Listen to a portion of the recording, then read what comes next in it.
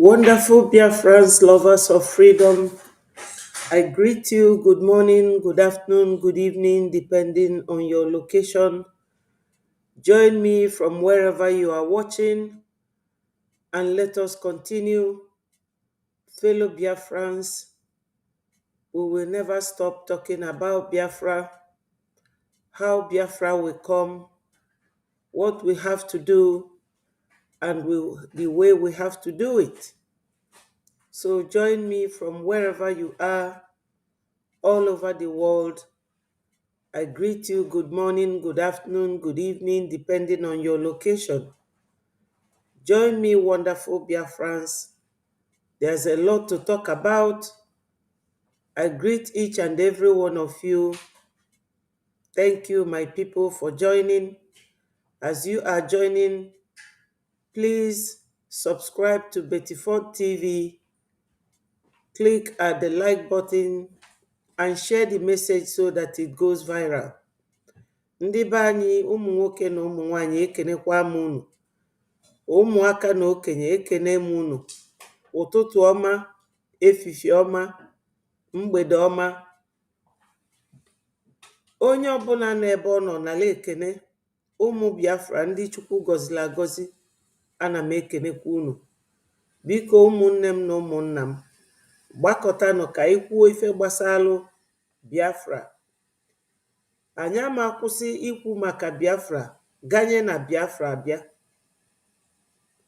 Ndị be anyị, unu mana anyị ka nọ na zoo nke a na-akpọ Nigeria, mana anyị nwa abụrụ ndị zoo. Oge a chịkọtalụ ya bụ obodo ọnụ, o nwere onye jụrụ ndị nna nna anyị ajụjụ. O nwere ifefe akwu fa gwara anyị. Ya bụ na izu anyị adịrọ na Nigeria. Anyị bụ ndị Biafra. Ụmụnne m na ụmụnna m, gbakọtanụ. Nigeria bụ chifo anụ ọzọ. There is always something to talk about. So join me from wherever you are watching, and let us continue. Thank you, fellow Biafrans. So expectedly, predictably, the Nigerian police fired tear gas, and some reports say, predictably, the Nigerian police fired tear gas, and some reports say live ammunition, and occupied major roads here in Abuja to stop peaceful demonstrations called to protest against the continued detention for more than 7 years of the separatist leader Mnk Msen, who's on trial facing terrorism charges. In the Abuja city centre, heavily armed police, supported by soldiers in a massive show of force, patrolled with water cannon and armoured trucks, firing volleys of tear gas wherever they saw protesters trying to gather. Mr. Kanu leads the banned Indigenous People of Biafra Movement, or IPOB, a group that advocates for the secession of southeast Nigeria. Mr. Kanu's supporters say his detention in the last decade is politically motivated. They want him released and the 7 counts of terrorism against him, to which Mr. Kanu has pleaded not guilty, quashed.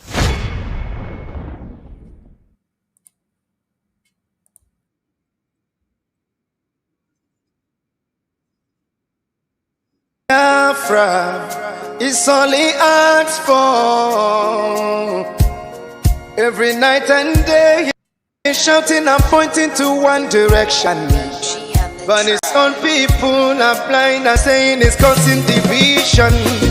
Tell me why someone who sacrificed his life for you and I? Tell me why out of sight has become out of our mind. He's asking for nothing and cares about not for his people emancipation.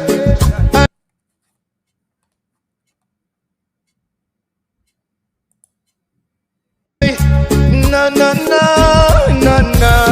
but there is a breaking news to those who never knew.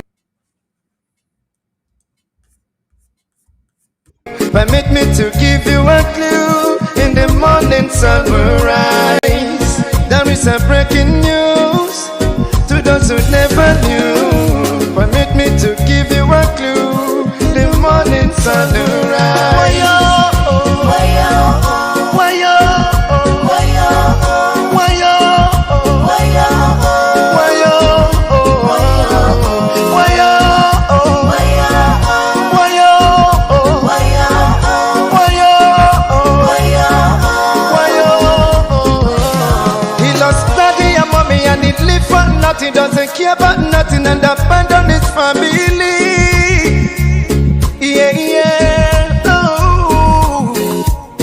your time and think what he's going through. He doesn't want to give up but to protect you. Even when they throw him African choo-choo. Oh no, yeah, yeah. Oh, bring up the cannon now. Let me hear you sing. Bring up the cannon now. Bring up the cannon. Bring up the cannon now. Bring up the cannon. Bring up the cannon now. Why yo? Why yo? Why yo? Why yo? Why yo? Why yo? You hate him because of envy. We love him, he's one and only. We follow him because he's ready to die for the freedom of his people. Whatever he said is a prophecy. Take it on, you live it, let you believe. He's so fanatical and ever ready to die for the freedom of his people. There is a breaking news to those who never knew. Permit me to give you a clue. In the morning sun will rise. There is a breaking news to those who never knew. Permit me to give you a clue. The morning sun will rise. Bring up the cannon now. Bring up the cannon now. Bring up the cannon now. Bring up the cannon now. Bring up the cannon now. Bring up the cannon now. Bring up the cannon now. Let me hear you sing. Everybody know my job is singing. Bring up the cannon. Whoa. Bring up the cannon. Yeah. Bring up the cannon.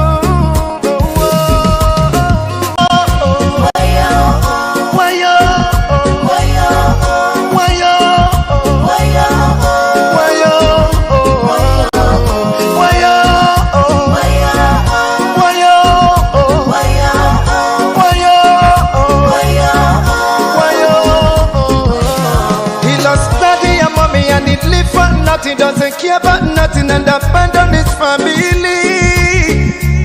Yeah, yeah. Oh.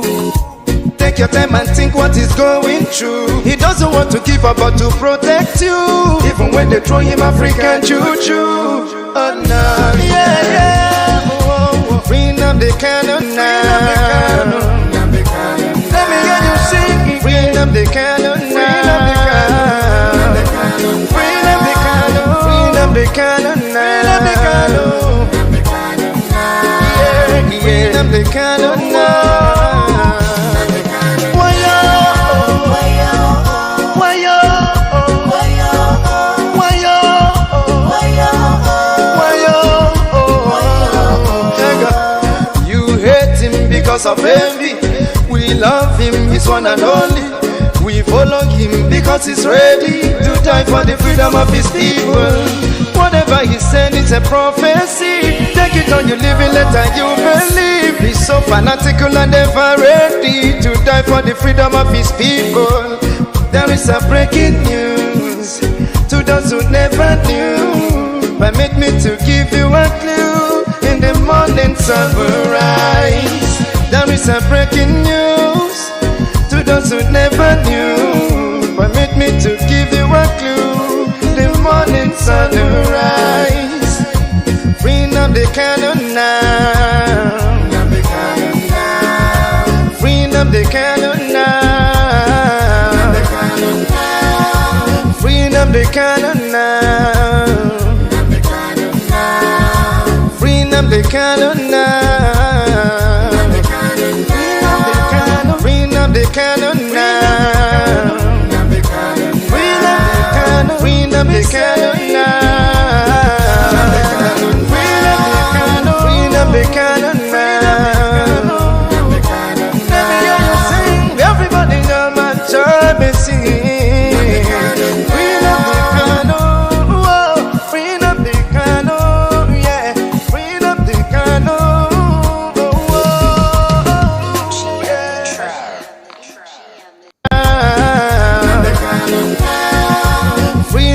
Kanu now. Free Nnamdi Kanu now.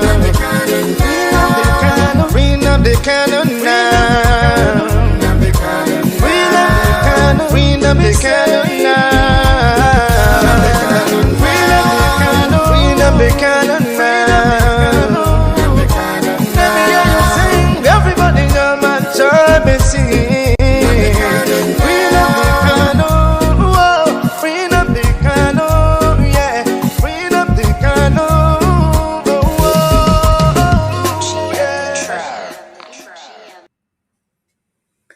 Thank you, fellow Biafrans, for joining me this morning. I appreciate each and every one of you. Ndewo na ụmụnne m na ụmụnna m, ndị Chukwu kesiri wee kwọcha aka. Biafrans, we can never condescend from the height that God has kept us. We were specially made, and we can never go down for anybody. We are not going down. Ndị be anyị nọ n'ụlọ, o nwere ife m chọrọ ịgwa unu, maka na ọ na-adị mma ka mmadụ malụ onye ọ bụ, malụ ife ọ dị wọt, nya ife ịbụ n'ime mmụọ na eziokwu. The whole region dị na that West Africa ebe anyị fụrụ onwe anyị, maka ọ na-asọ m oyi kpọọ that name. Ndị Hausa na ndị Yoruba na Igbo, anyị niile bụ the people of that region, the three nations that was unjustly and rudely amalgamated. The man bụrụ ndị zoo afọ anwa a na-akpọ Lord Lugard, ọ nọrọzikwa ya na Flora Shaw fanwugo. Bet ka m gwa unu ife fa ji wee mee ya bụ ife, ọ maka ọdịnamma ndị befa. Ya bụ ka anyị nwa ghara ịdị na-ajụzi anyị oyi ikwu ife gbasata alụba anyị, ma ife anyị ga-eme ka ọ dịlụba anyị mma. Ndị Igbo tụrụ inu si na mmiri na-amanwu ugo na awụnwu ugo arụ. Eziokwu na ndị zoo na ndị Fulani bịara abịa nọ na befa na fa fụrụ anyị n'anya, mana onye ajụrụ ọ na-ajụ onwe, kedu ife ga-akpata na anyị ama edobe isi n'anị, dobe uche n'anị, wee malụ na anyị bụ ndị Chukwu kere eke, na anyị bụ ndị Chukwu wụrụ arụ, na anyị bụ ndị Chukwu gọziri agọzi. Unu makwa na nwa eze adịrọ mma ite onwe ule n'iru. Anyị nwa bụ ụmụ eze, and onye bụ eze bụ ya bụ Chukwu. Chukwu sasịla ya asa etu a, welu ezigbo mmanụ wee tee anyị bụ ndị Igbo. Anyị weluzi aka anyị na-akọta ule na-ete onwe anyị n'arụ. Ka ife unu uche na Chukwu ga-eme? Ọ maka na anyị aghọtara onye anyị bụ kpata Chukwu ji wee gbachite ndị bịara abịa Fulani, gbachie fa nkịtị, fa were anyị na-agwọ ji. Onye ọbụla kunie, onye asịrị ya kunie mee something, ọ bụrụkwa na ị nọ n'oche asị gị kunie ọtọ. Ị nwere ike ịnọ n'oche anwa welu your phone jidie n'aka na type na transfer ego from akaụntụ gị to akaụntụ ndị Biafra, Biafra Republic Government in Exile. Maka na nsogbu a dị kịta ka a ga-esi wee wepụta onwe anyị n'ime agwụsịa ego kịta. And ọ na-abụ mmadụ nwee nsogbu, onye anwa jụọ onwe si kedu ife ga-egbo nsogbu ma? Ife ga-egbo nsogbu anyị kịta bụ ego. Sọsọ ego ga-egbo nsogbu anyị nwee kịta.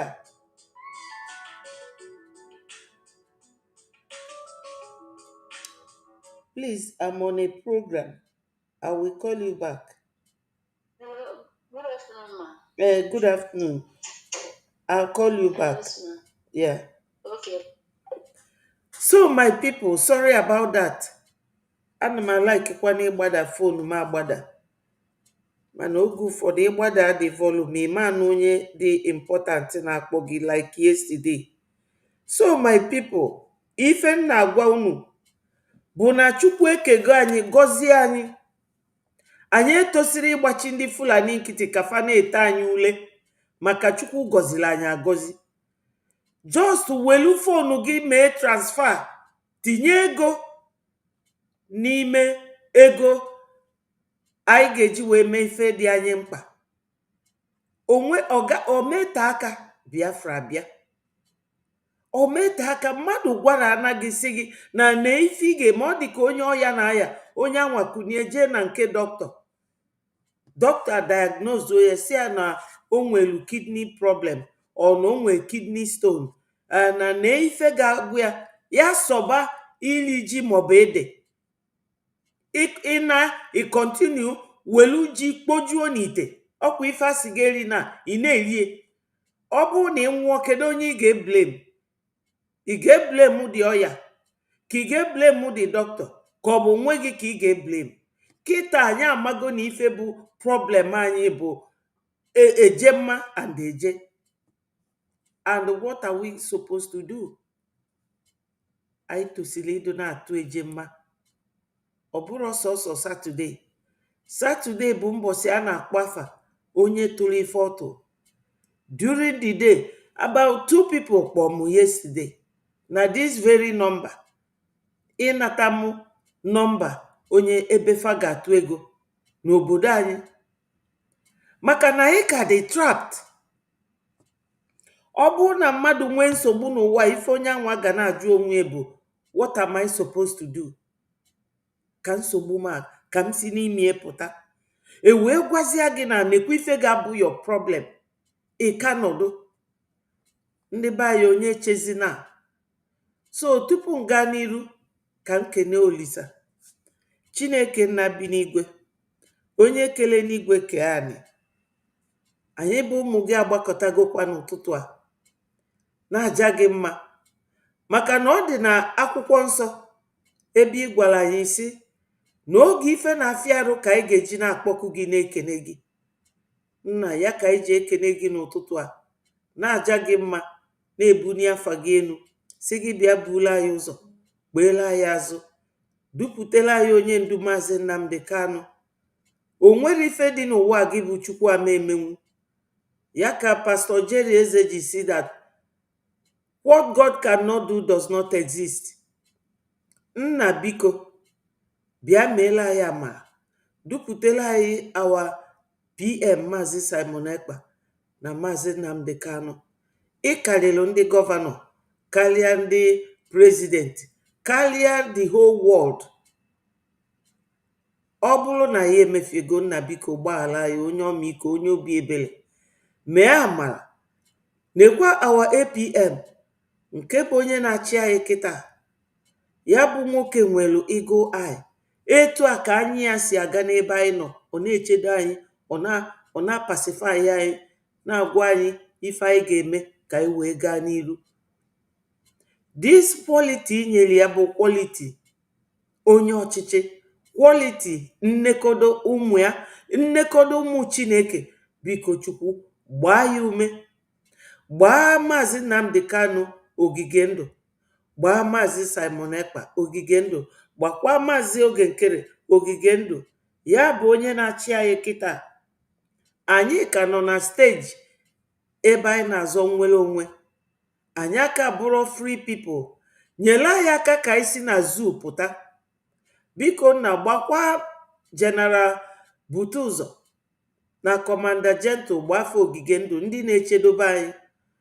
Gbaa ụmụ Biafra niile ebe niile fa nọ na gbafe ogige ndụ, fa na ezinụlọ fa na ọlụ niile fa na-alụ, fa ji atụ ego. Biko nna, mee ka ndị nke nọ n'ụlọ nwere ego na-emekwe acting, ma ndị bụ musicians, ma ndị bụ businessmen, ka obi fa tụgharịa, ka obi fa tụgharịa. Nna biko, o nwere ife ị nwere ike ime. Ebe ị tụgharịrị obi Fero wee rapụ ụmụ Israel, o gosiri anyị na o nwere ife ị nwere ike ime. Tụgharịa obi Tinubu na obi ndị wicked governors a, ka fa reliziela anyị Maazị Nnamdi Kanu na onwere ife Maazị Nnamdi Kanu melụ ndị Naijiria. Biko nna, nnwere onwe bụ right gị bụ Chukwu nyere anyị bụ ụmụ gị. Ndị Europe na ndị Naijiria wee sitie on our own. Biko nna, bịa gụpụta anyị n'ọkwa a. Lotekwa na ị gwara anyị n'akwụkwọ nsọ nke a na-akpọ Psalm 91 that we should call upon you in time of trouble. Father Lord, we are taking the steps to call upon you. Biko na bịa zaa ya oku. Bịa zaa ya oku, Father Lord. Ife niile a, ma ndị anyị lotere ma ndị anyị elotere, ka anyị na-ayọ gị n'afa Jizọs Kraịst onye nwe anyị. Amen. Amen. Amen. Ndewonu. Charles, thank you so much for joining. Sunday Obiezue, ndewo. Alondo, ndewo. Oluchi, thank you so much. Pat Ato, ndewo. Dalono.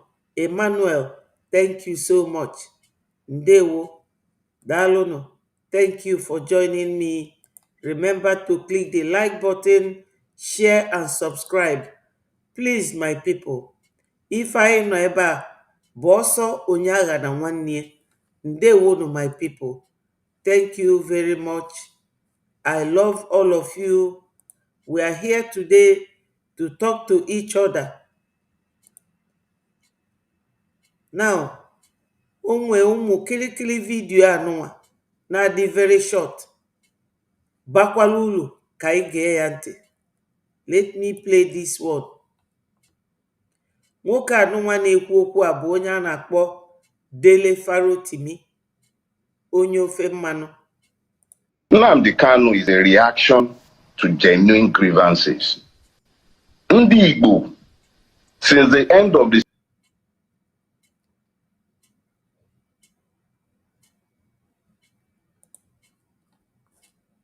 Civil War, has proven to be the testing ground for all the madness that afflicts Nigeria.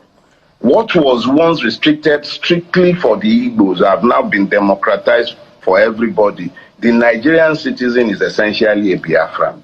The question to ask is this: why is Nnamdi Kanu agitating, and why is he supported by the rank and file of Ndi Igbo?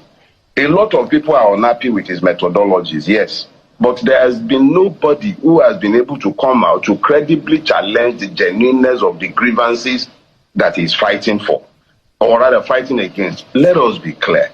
We can bellyache about his methods from now till kingdom come, and I have been very vocal in condemning his method. But nobody in their right mind can argue against the fact that Ndi Igbo, just like every other Nigerian who is not a member of the ruling class, has been seriously marginalized in Nigeria and is not even treated decently like a human being. So if we want to talk about the criminalities that has also affected that struggle, let me remind you that it is in this country that we started hearing how Asari Dokubo has been contracted by certain states to act and bear arms on behalf of the Nigerian state. He said as much inside the council chamber of the Nigerian state in Aso Rock at the beginning of Tinubu's regime when he was there vibrating. We don't even know and cannot say for sure whether this madness can be traced directly to Nnamdi Kanu and his cohort. I am not his lawyer. I'll let his lawyer handle that. But the fact is this: there is no way to say with certainty that state-sponsored actors are not equally involved in the madness that has overtaken the Southeast.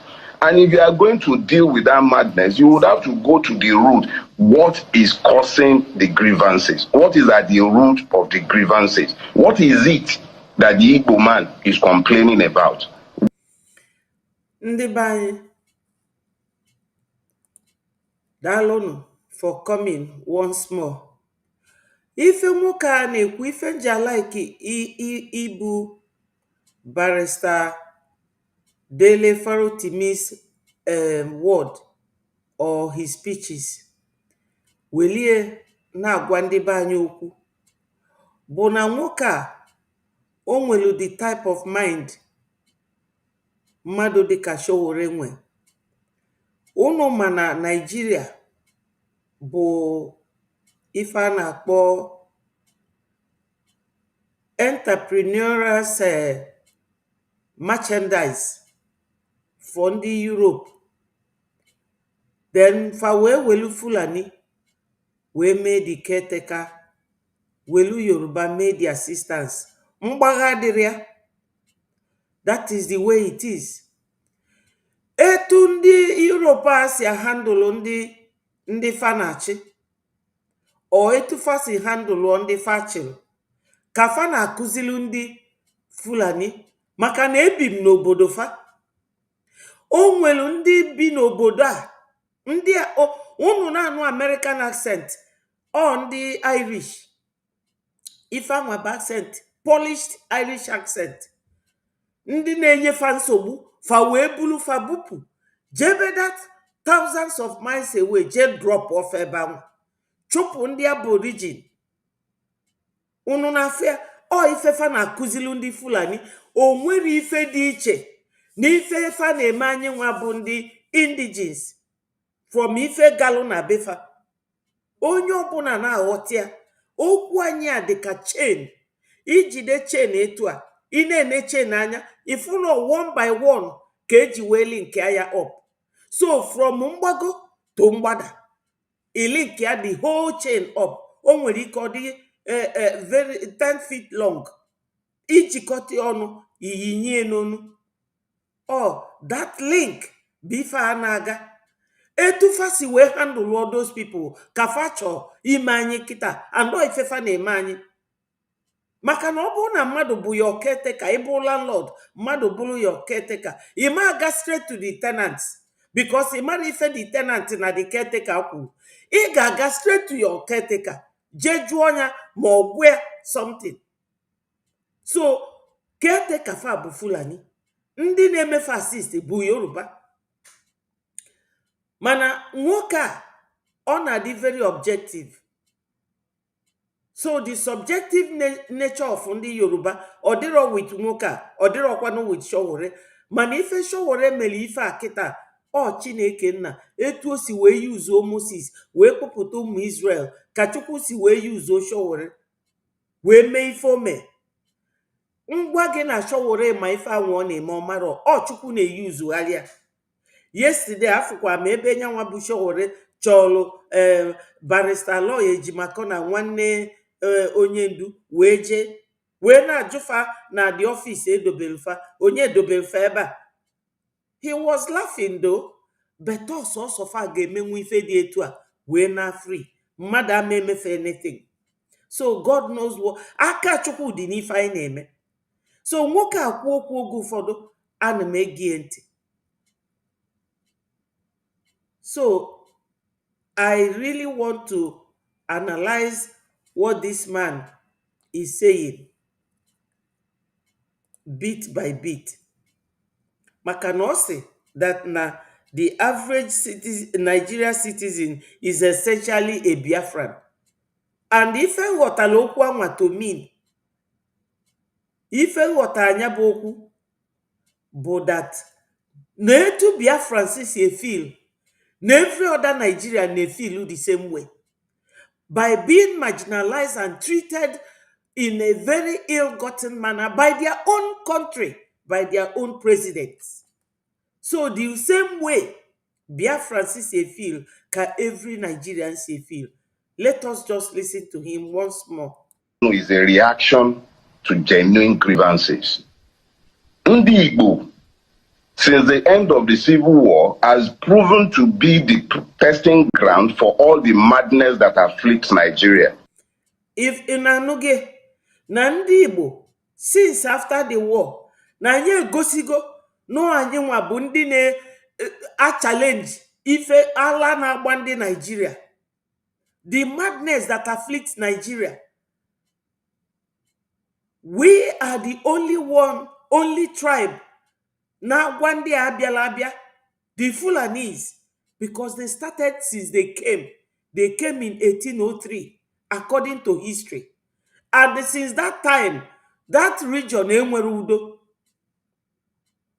so anyị nwa bụ ndị na-asị no to their madness, fa wee chala anya wee chakpodo anyị, because we are special people. Mana enwelu ndị dịka ogiri na-esi isi in our midst. All these governors ị na-ene anya pictures fadi here. Why o ji wee bụrụ fanwa ka ewepụta here? Ọ ka iwee malụ na ọfanwa na-egbu anyị. Fanwa na-egbu anyị. Etu a ka ndị mbi na befa si wee welu ndị a fa bulu buga America. Etu fa si etritifa. Till echi, imana the people si na fa chọrọ nọ n'obodo a.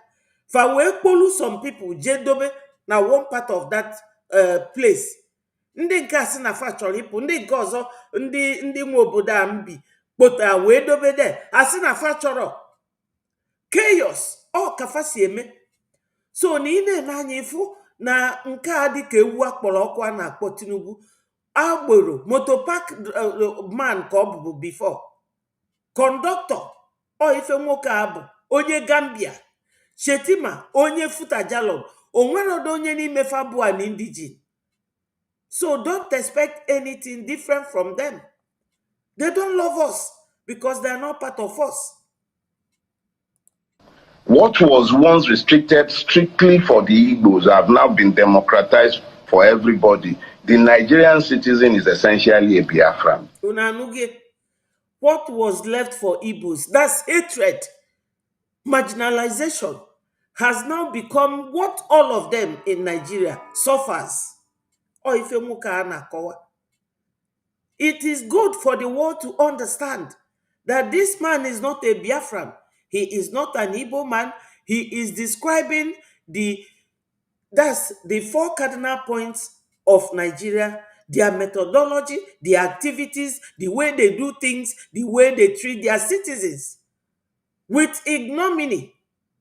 But they will rather preserve what is kept for us by God, our natural resources, for foreigners. These fools better keep what we have, reserve it and preserve it for foreigners. Because Sardauna of Sokoto said it in 1952 when he was being interviewed by a British journalist. What do you have about the Igbos? He said that he prefers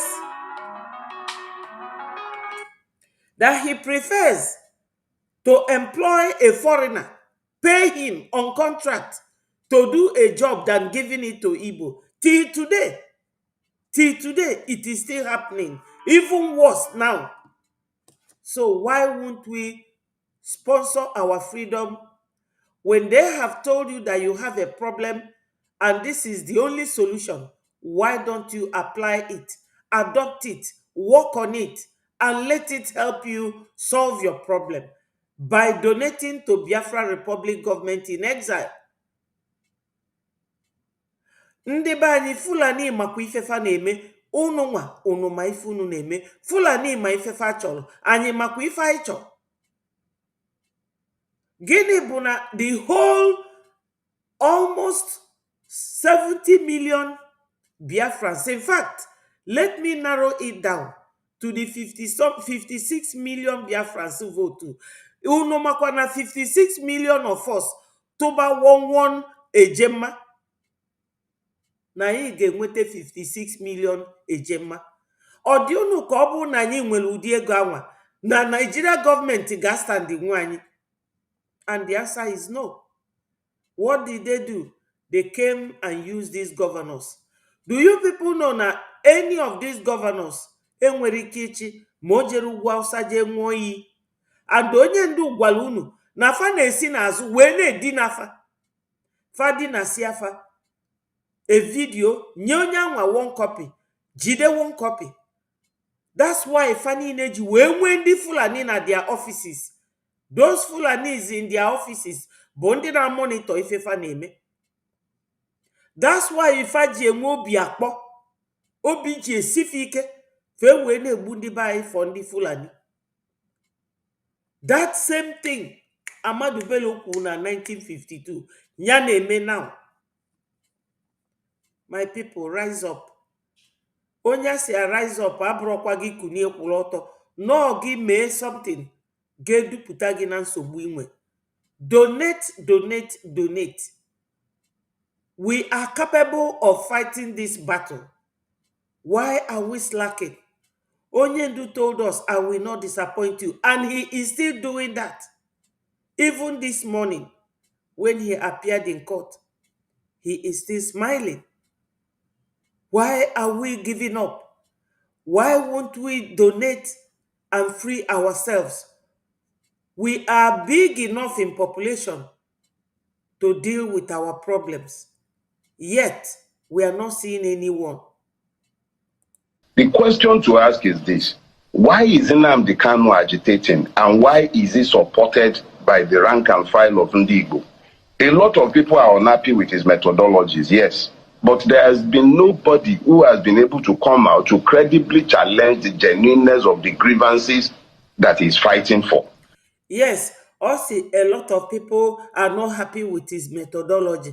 Ndị be anyị, methodology adịrọ na freedom fight. Ọ bụrụ na plane bịa tụọ bọmbụ n'iru gị kịta, ị need any method. Ị ga-just tinye isi ka onye ala wee gbaba. Method ya dị anyị mma.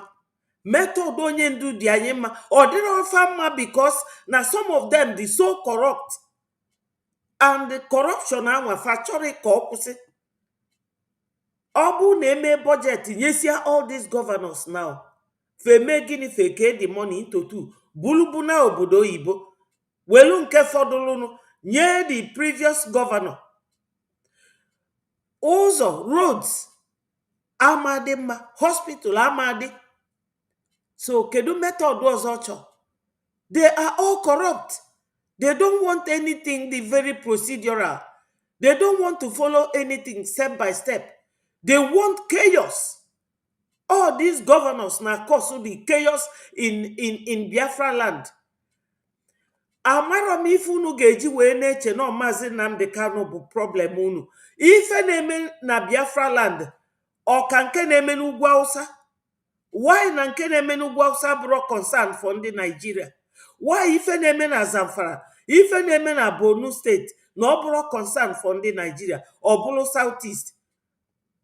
Ụdị love ndị Nigeria na-eshow na Maazị Nnamdi Kanu na cause problem na Southeast. Onya melufaji akutusi ụlọ ndị Igbo na Lagos na-agba ngwa afịafa ọkụ. Kedu ụdị love dị etu anwa? Mmadụ gasị na ya dị concerned na onye ndu Maazị Nnamdi Kanu na Simon Ekpa na fana cause trouble na Southeast. Still nke dị worst na-eme in their land. They are not talking about it. Ndị be anyị ọkwa fa finish with ndị Hausa fa gbadata down to Southeast. Etu afa na adị 5,000 nọdụ na motorbike bulu egbe kalaka wee na-anụ ọgụ n'ugwu Hausa. Anyị nwa bụkwa the next o. Ọ bụ na anyị mere ngwa ngwa kịta meghala ọdachi. Asị na his methodology. What method do you want a madman to use? We are mad. Because if a na-eme anyị na Nigeria, ọ dị too much. Onye ala nwere method. Or say that most people may not like his methodology. What sort of method do they want? Ọ bụ na Showore anụnwa na ọ bụrụ onye Yoruba, ifu dia egbe aka agbada dị. Ọ bụrụ na onye Igbo, ọ bụrụ na ndị Biafra, ịkafu ka aka esi wee na-atụtụ ozu that day. But for agbari egbe, only tear gas. Because no onye ofe mmanụ. Ọ bụ na ị nọ n'any classroom and akpọ music na your classroom, gwam how you will concentrate. How will you concentrate? You will not concentrate. They are always talking about Onyendu's method. What method? They don't give us any breathing space. This is why we have to madly donate. Donate like madness. So that we will leave this Nigeria. Ka anyị kodebe akụkọ ndị Nigeria. Yoruba na Fulani. Kita Hausa join go. Hausa draws happy. Or rather fighting against. Let us be clear. we can bellyache about his methods from now till kingdom come, and I have been very vocal in condemning his method. But nobody in their right mind can argue against the fact that Ndi Igbo, just like every other Nigerian who is not a member of the ruling class, has been seriously marginalized in Nigeria and is not even treated decently like a human being. So if we want to... Unafuge, Oku marginalization, he is concurring to it. He is concurring to it. And the way we are being treated, he is saying it all by himself. Thank God. And he is speaking in English so that anybody who is watching by the wayside will understand. Any foreign journalist or any media person will understand what Dele Farotimi is saying. That we have no leaders. Southeast politicians, be careful, be warned.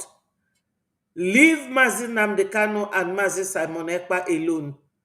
Release them now. And Biafrans, donate and let us leave Nigeria.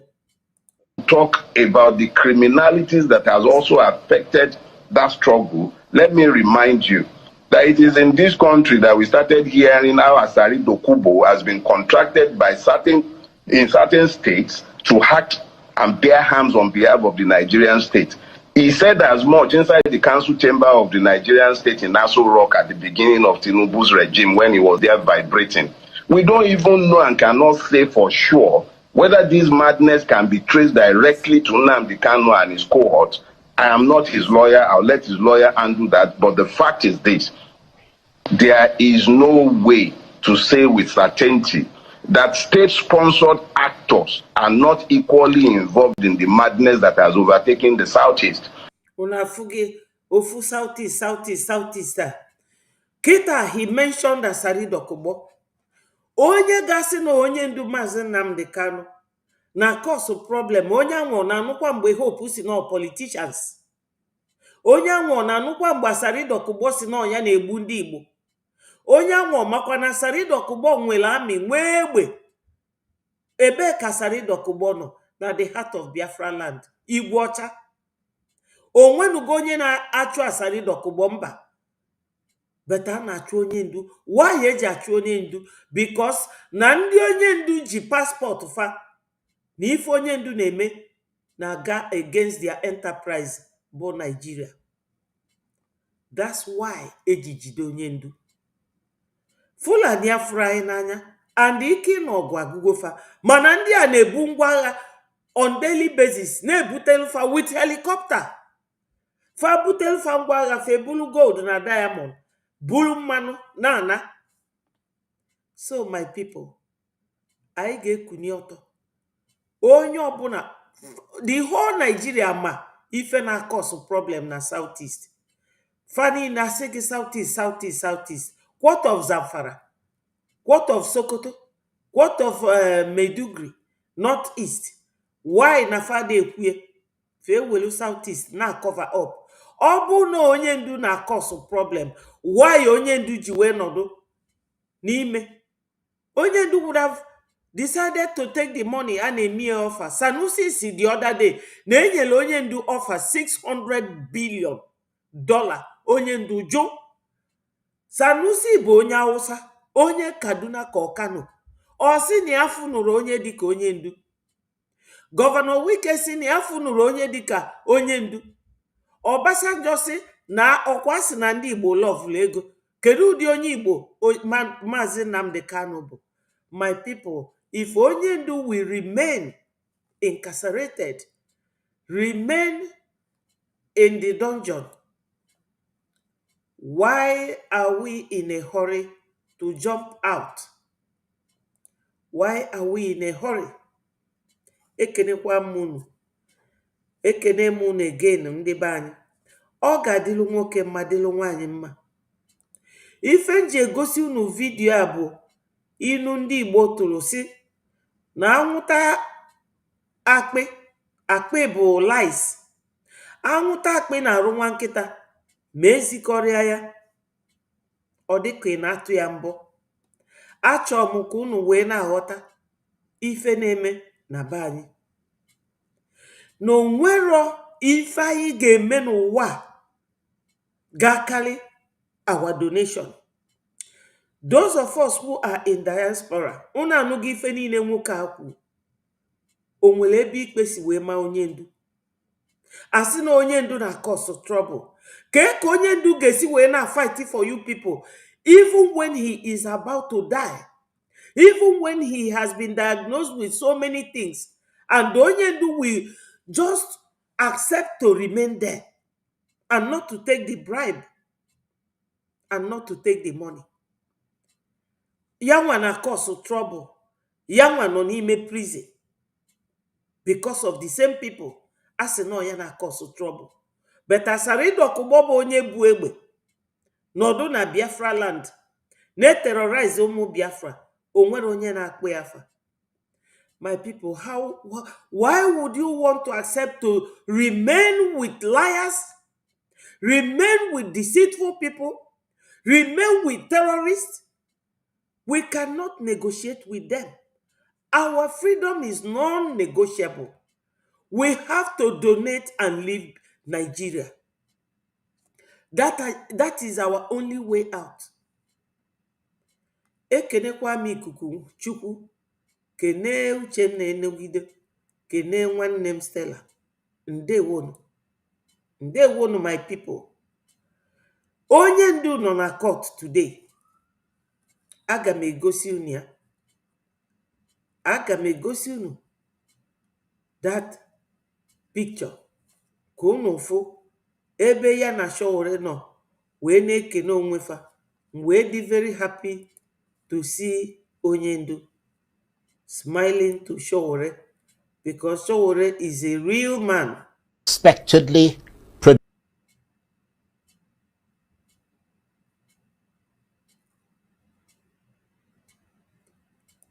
Mazi, you'll be out. Mazi, it's strong. Let's see.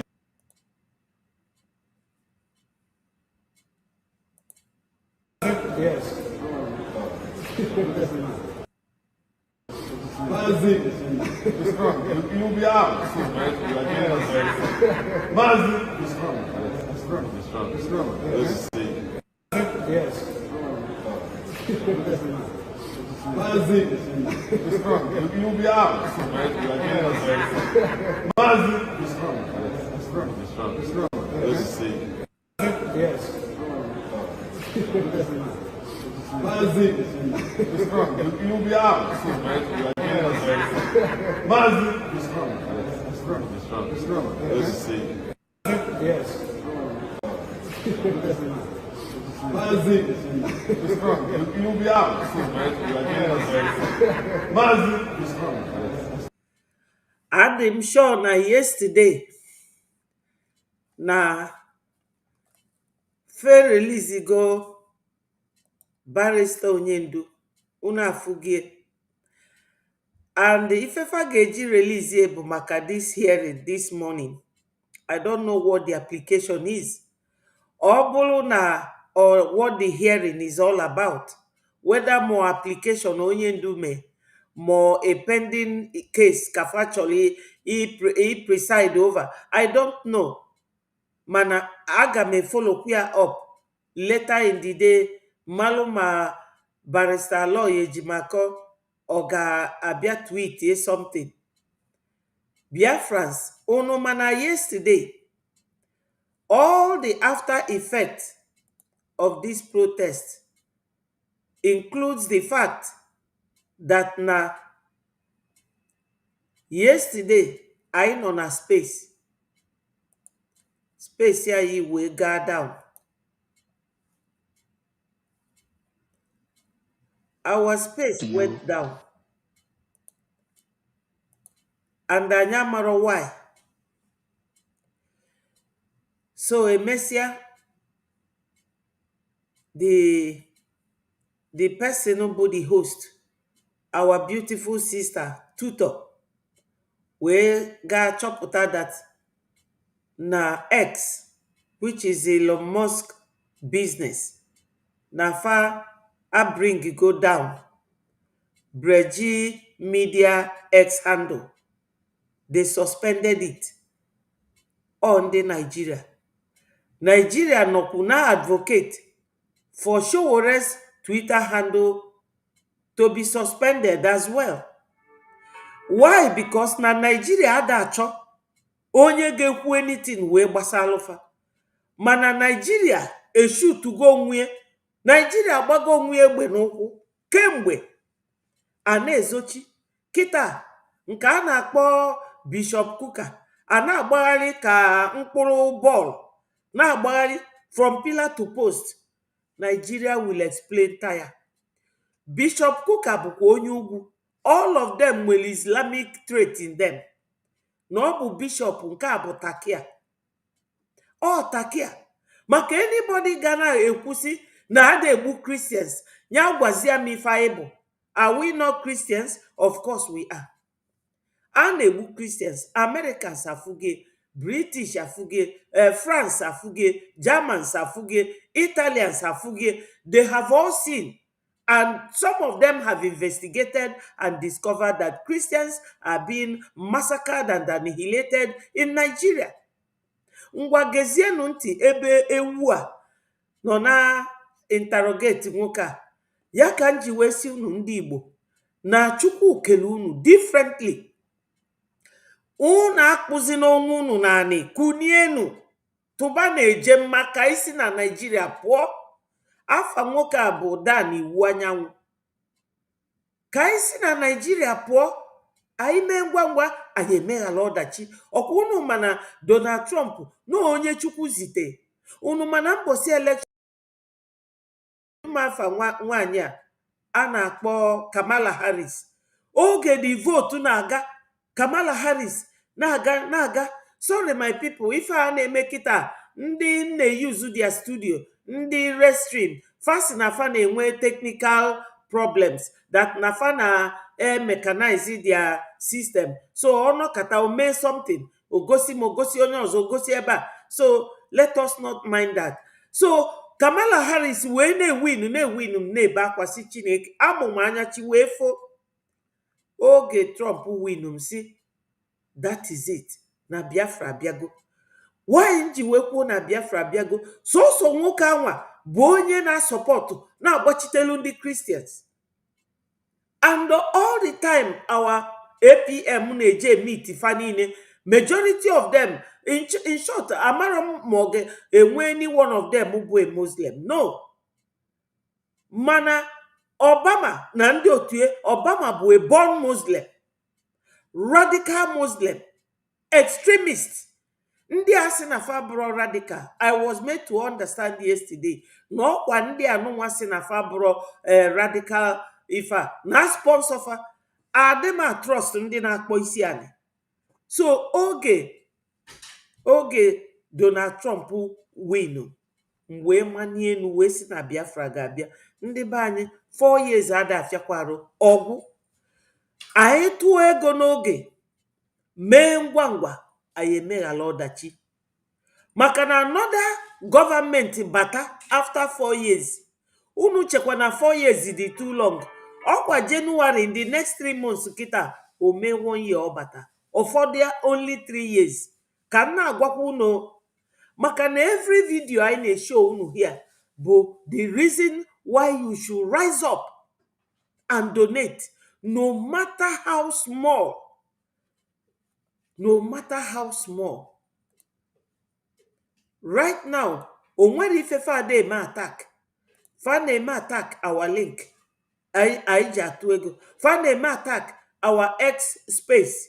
Fa na-eme attack everything anyị na-eme. So onye mani enwere ike ịtụ ego, just kpọọ m n'ekwentị a +44 7706 705575. Agwa m gị nọmba onye ị ga-akpọ ka ị wee nwee ike tụọ ego. Biko na ụmụnne m na ụmụnna m, ife nji apụta ebe a ọ bụrụkwa mainly for these videos m na-egosi unu, ọ ịgwa unu maka ịtụ ego. Ego a bụ ife ji anyị kịta. Ị na-anya na the title of today's program, It says, free hashtag free Mazi Nnamdi Kanu and Mazi Simon Ekpa continues. And it says, Biafrans, our exit from Nigeria is capital intensive. Support BDF. Or if the title of today's program, we need to donate. Donate, donate, donate. Please, my people, that is essentially why I am here, for our donation. Let us listen to Shehu, the complicit media person. Let us listen to his interview with this guy. The Nnamdi Kanu protest and the agitation for the federal government to release Nnamdi Kanu, how do you view it? It is a legitimate demand.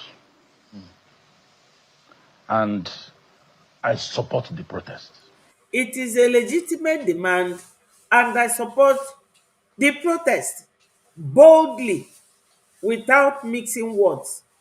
Let's go ahead. As far as I'm concerned, Nnamdi Kanu did not do anything that will warrant his detention for 5 years. There is no evidence to show that he killed anybody. There's no evidence to show that he carried arms. That's for the court to determine. Enoge, short engine, or say that is for the court to determine. For the court to determine in 5 years. Ndị be anyị ọkwa unu ma na PM nọ nọrọ n'ime since 2021. They just detained him na November last year. Ọkwa ekpesighị ikpe now conclude. Nigeria is so condescending, very conniving, very complicit in their ways of doing things. Ọkunu wee malụ na ndị faji wee surround anyị bụ ndị a na-ekwu eziokwu. And that is in trial. But if the courts are keeping somebody for 5 years and they have not been able to try him, is that illegitimate? Of course, the court, you can see, hasn't the court decided on this matter when it came to the issue of his bail before the Court of Appeal? He was discharged and acquitted. So as far as I'm concerned with the court, I, like most Nigerians, are not persuaded in any manner with what is going in the courts. Yes, my people, and I am persuaded to tell you the truth. The truth remains that na court, high court, bụ qualified 3 judges, qualified judges. They know the law. The law says that the way Ramana Onyendu was brought back to Nigeria by Nigerian government does not warrant any jurisdiction to courts in Nigeria. No court in Nigeria has the jurisdiction to try Onyendu, that they should return him to Kenya and for the 8 days torture pay him 500 million naira in compensation. But Nigeria defied it because the judiciary is being controlled by the executives, and that is only something that can happen in Nigeria. And somebody like Shehu, who claimed that he's educated, who is a journalist, is here telling you it will be decided by the court after 5 years. Concurrent 10 years. Because after 10 years imprisonment, he got no 5 years. Onyendu is more than 10 years now. By law, in Nigeria prison or in DSS underground. Onyendu is not even in a conventional prison where he can receive even ordinary air or sunshine. Onyendu is underground at the DSS office. That is another illegality, because when you are holding someone, you either decide their case and imprison them and send them to prison. If you are keeping them in a place that is not prison, you are doing an illegal job. You cannot keep somebody in a place that is not prison. It is still another illegality upon the way he was brought back. So Nigeria is constantly committing atrocity without anybody talking about it. And Shehu is here telling you, oh, let him go to court for 5 years without. So does it mean that Nigeria judiciary don't know what they are doing? That is not a court that they have. No court in Nigeria has any jurisdiction over Onyendu's case.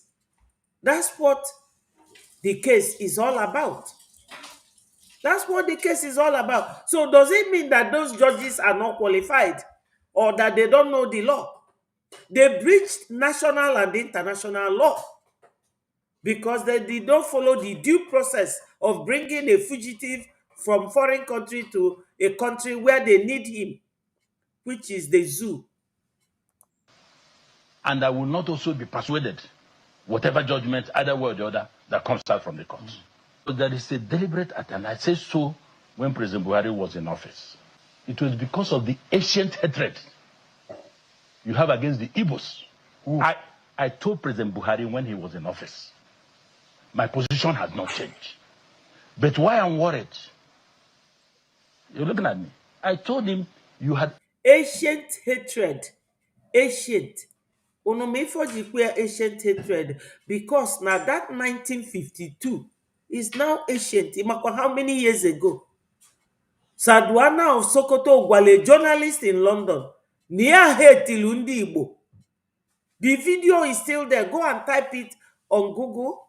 Type it in YouTube. You will find the interview and you will listen to it.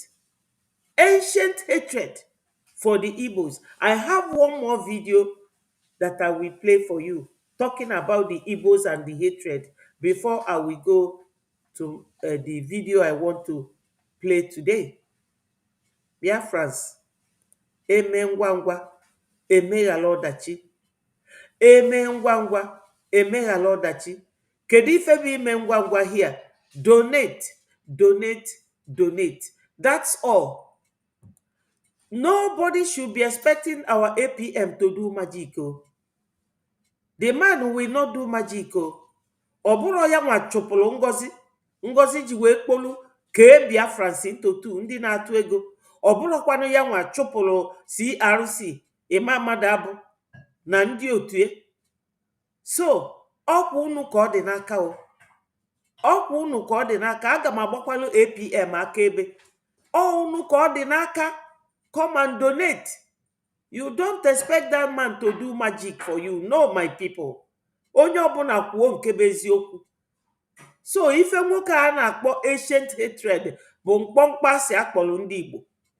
Ọ sị na akpọrọ ndị Igbo asị. Ando eziokwu. Ancient hatred. And it's still going on till tomorrow.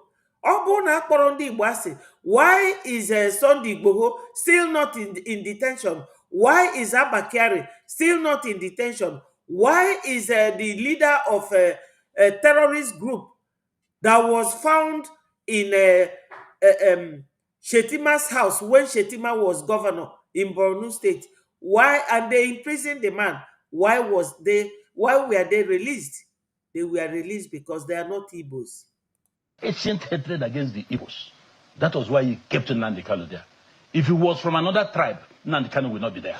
Are you dispassionate about this, or you are speaking because you are of the same extraction? Good. Because there are those who oppose, who don't have the same view as you have it tonight about the situation. There are those who ask questions about those who have taken opportunists on the situation in the South is based on the all. Unafugo how complicit this idiot today. I use the word idiot loosely on him because ode kwoku ka onye nwelu brain. Are you asking him this question because you don't know that every other Nigerian, at least from the protest, every other Nigerian is now thinking like a Biafran man, that Nigeria is not one. That the one Nigeria they are preaching is 1,000 Nigeria. That Nigeria has divided itself. When his brother Sunday Igboho, where is he? Look at the way he's talking. He does not even think of human right of Mazi Nnamdi Kanu. He does not even think of the civil right that is not obeyed in Nigeria. He's not thinking of the illegality of the way he was brought back. He's not thinking of the way the government of Nigeria does not obey their own law. By complying with the rules of 3 judges in High Court that said that Mazi Nnamdi Kanu should not be tried. But he's quick to jump into this guy thinking that way because he's from the same ethnic extraction. That is the only thing he can think because he's pro-Nigeria. Because as a Yoruba man, they are the assistant caretakers of Nigeria. The radio broadcasts, the publications, and the statements that are being made online. You know what has happened with the man in Finland that has been prosecuted. As soon as that man was being prosecuted, the sit-at-home order and some of the mayhem being unleashed by opportunists of the agitation of Biafra stopped. Southeast is... Ndị be anyị ka m kọwalụ na ife na-emeghi ya. Unu fụrụ dis sit-at-home na-agba ndị Naijiria ala fa kwụsị okwu fa gaa n'okwu sit-at-home. Ọkwa unu ma na ndị afịa everyday fa na-akwụ tax maka ịbịa kpọsa afịa. And that oge ụfọdụ fa na-enweta billions from the whole of our region bụ Biafra land. Ego niile anwa atụkọtasịa ya eburu ebuga Abuja. Ọ bụrụ na anyị nwa na-atụ ego eji ego ngwa agha wee na-egbu anyị. That sit-at-home ife o ji elife nni arụ bụ na ego esi n'aka ndị traders emeki every day times how many years and how many months na ọ na-afịa ndị Nigeria arụ. Maka na America ruled by Joe Biden, that government na-ebunye bufa 690 million every year fa na Pakistan na Afghanistan. Gọọmenti Donald Trump wee sị na ama enyezife ego anwa. Nigeria na-achọzi ego by all means. That sit-at-home na-elifa nni arụ. And unu akwụsịkwa n'anya bụ sit-at-home. That is another way you people are fighting back. Na-egosi ndị ụwa na unu achọrọzi gọọmenti Nigeria, na unu achọrọzi gọọmenti all these 5 complicit governors or 6 of them. Biafrans, onye ọbụla ga na-aghọta one by one ife na-eme na that country. This shenwu here, ife befa ji wee dị aka na befa jụrụ oyi bụ because na ndị aka abatara Lagos steeti. Oge fa ga-abata Lagos steeti ebe ọfisi ya nụnwa dị, ọ mgbe anwa ka ọ ga-ama na ụgụrụ na-atụ oyi. Ka anyị na-egekwa ntị, this sit-at-home fa kwuo enukwu anị fa gaa na sit-at-home. Kedu ka onye nọ na Finland si achọ ndị Nigeria okwu? Because no onye ala bịachila akwa gị ịgbala ọtọ solie pụọ, unu niile abụrụ ndị ala. That is it. Onye ala bịa ebe ị na-awụ arụ bịachila akwa gị gị nwa chụrụ ya wee jebe, unu ncha bụrụ ndị ala. Ọ ife na-eme Nigeria. Started experiencing under this government some level of peace. Shehu, what I'm saying, I said it to a sitting president. Whether people agree or not, Shehu, you know those that loves you. You know those who hate you. It's not because I'm Igbo. I would have taken the same position if a Yoruba man or Fulani man was involved. My patriotism has no limitations. Yes, his patriotism has no limitations because recently you have seen that even those who are not Biafrans joined in, they joined in the protest. They are always talking about tribe. Tribal sentiment is always order of the day for all these tribal bigots. Yes, I have one video that I will play for you people. Listen to it, my people, with open mind.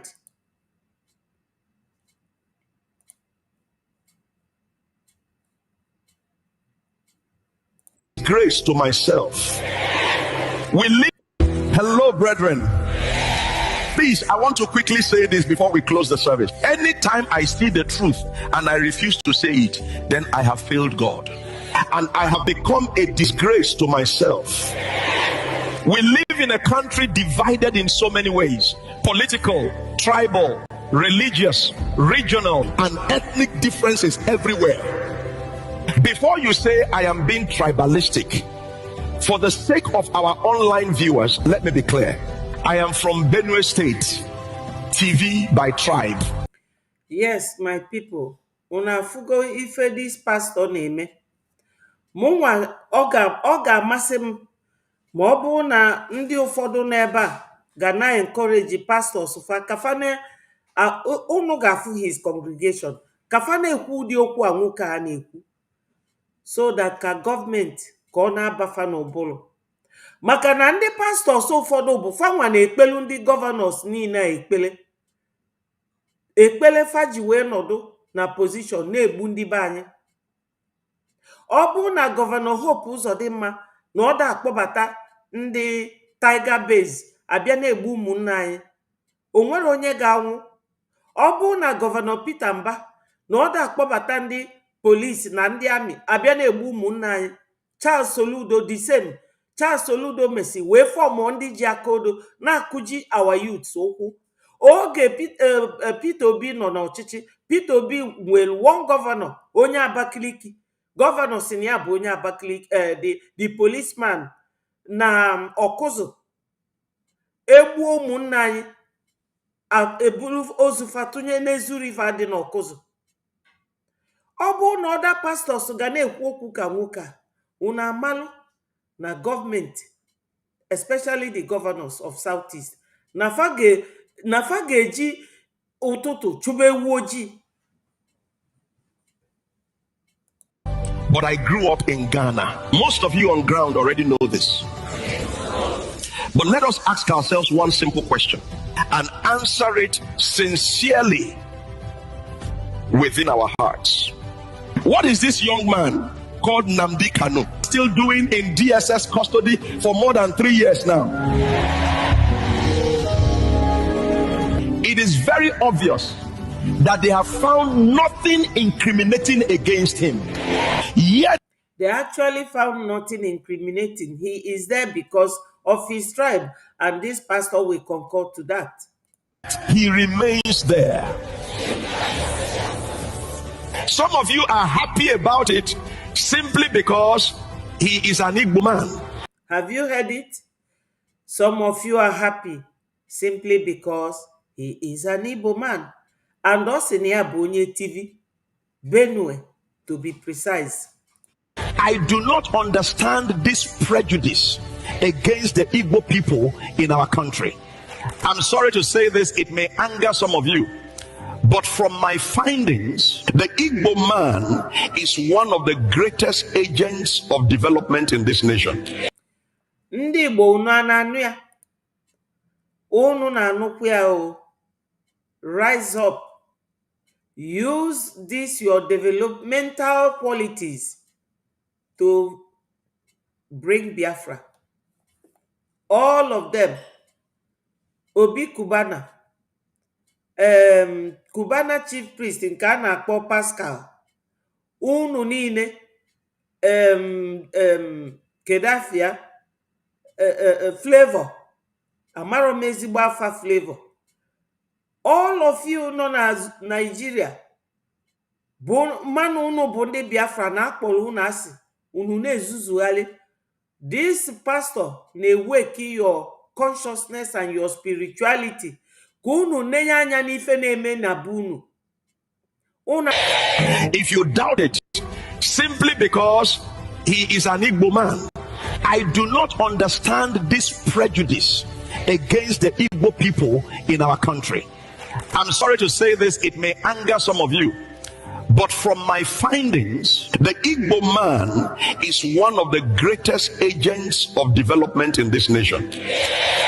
If you doubt it, take away their investments from every state in Nigeria and then tell me what is left. Yes, take away their investments in Nigeria and tell him what is left. Igbo man will have chemist shop. Igbo man will have shop that sells tire. Igbo man has shop that sells car rims. Igbo man has shop that sells phone accessories. Igbo man has shop where they sell egusi.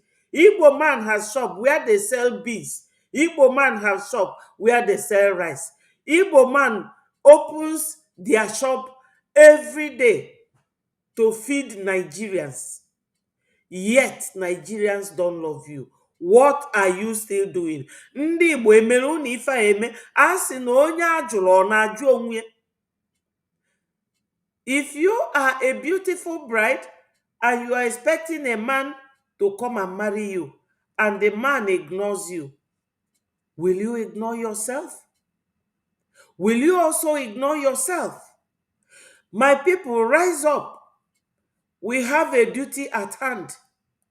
We need to donate. No country has recognized us yet. So whatever we are doing in self-defense is within us, by us, for ourselves. Eme ngwa ngwa, eme ya l'ọdachi. Anyuko mamili ọnụ, ọgbọ ụfụfụ. We know that Ngozi Orabueze has divided the number of people that we are contributing for our liberation and our freedom. But are we going to keep crying over a spilled milk? Ndị be anyị ga-anọ na-ebe akwa.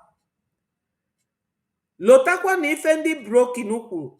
All say that broken bottle have no mekwatarism. Bottle kụwa, ọ kụwago. If ị ga-emebi weta azịza wee zachaa ya ka ọ ghara ịmanye mmadụ n'ụkwụ. Iwe chọọ ego wee go ọzọ. That is the stage anyị nọ na kịta. That is the stage anyị nọ na kịta. Nwoke a sị na ya bụ pastor, na ya bụ onye Benue. Unu anụghị ife ọ na-ekwu? Ndị Igbo, onye chi wụrụ arụ, etezi n'onwe gị ule n'iru, kunienu ka ị donate ego. Ana m agwakwa unu ya, ọ bụrụkwa APM ka unu ga-eblame o. Anyị ama nọ everyday na cry over Ngozi. Anyị erika. Kunienu ka ịtụ ego. Ọkwa ya mee nji abịa ebe ahụ. Adị m abịakwa ebe a na m amaka ka esi ekwu ma na oyibo m amaka. Ọ bụrụ oyibo ejiro English azọ nwere onwe. Ndị a na-eme na fa bụ prọfesọ Dr. nka prọfesọ dis. Kedu ebe unu fụrụ fa? Ọkwa professors without knowledge. Ọkwa ifefe abụ. Ka anyị rapụnụ ndị a tụba ego. Let us donate. Na-ene ife nwoke a na-agwa unu. Onye bụ ugo na mmiri na-ama ugo, ọ wụchago ugo arụ. Anyị need anybody to tell us na anyị bụ great people. Let us stop enriching Nigeria. Let us go and enrich ourselves. We have a nation to enrich. Against him, yet he remains there. Some of you are happy about it simply because he is an Igbo man. I do not understand this prejudice against the Igbo people in our country. I'm sorry to say this, it may anger some of you, but from my findings, the Igbo man is one of the greatest agents of development in this nation. If you doubt it, take away their investments from every state in Nigeria and then tell me what is left. In every part of Nigeria, you will find their presence, their businesses of you. But from my findings, the Igbo man is one of the greatest agents of development in this nation. People in our country.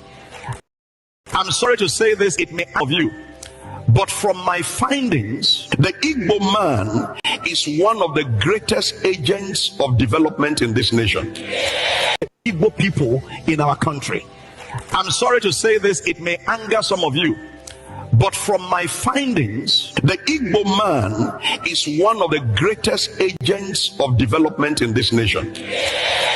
If you doubt it, take away their investments from every state in Nigeria and then tell me what is left of development in this nation. If you doubt it, take away their investments from every state in Nigeria and then tell me what is left. In every part of Nigeria, you will find their presence, their businesses, their hard work, their contribution to growth from every state in Nigeria, and then tell me what is left. In every part of Nigeria, you will find their presence, Nigeria, and then tell me what is left. In every part of Nigeria, you will find their presence. Yes, in every part of Nigeria, you will find their presence doing what? Doing business, making Nigeria great, selling and buying. Now, these people, they will come and burn that your, and you will still remain there. My people, is only a tree that is told that we will come and cut you down. And when you bring your chainsaw to cut that tree down, it is still there. But with humans, once you notice a threat to your existence, to your livelihood, what do? You make a shift. You will make a shift.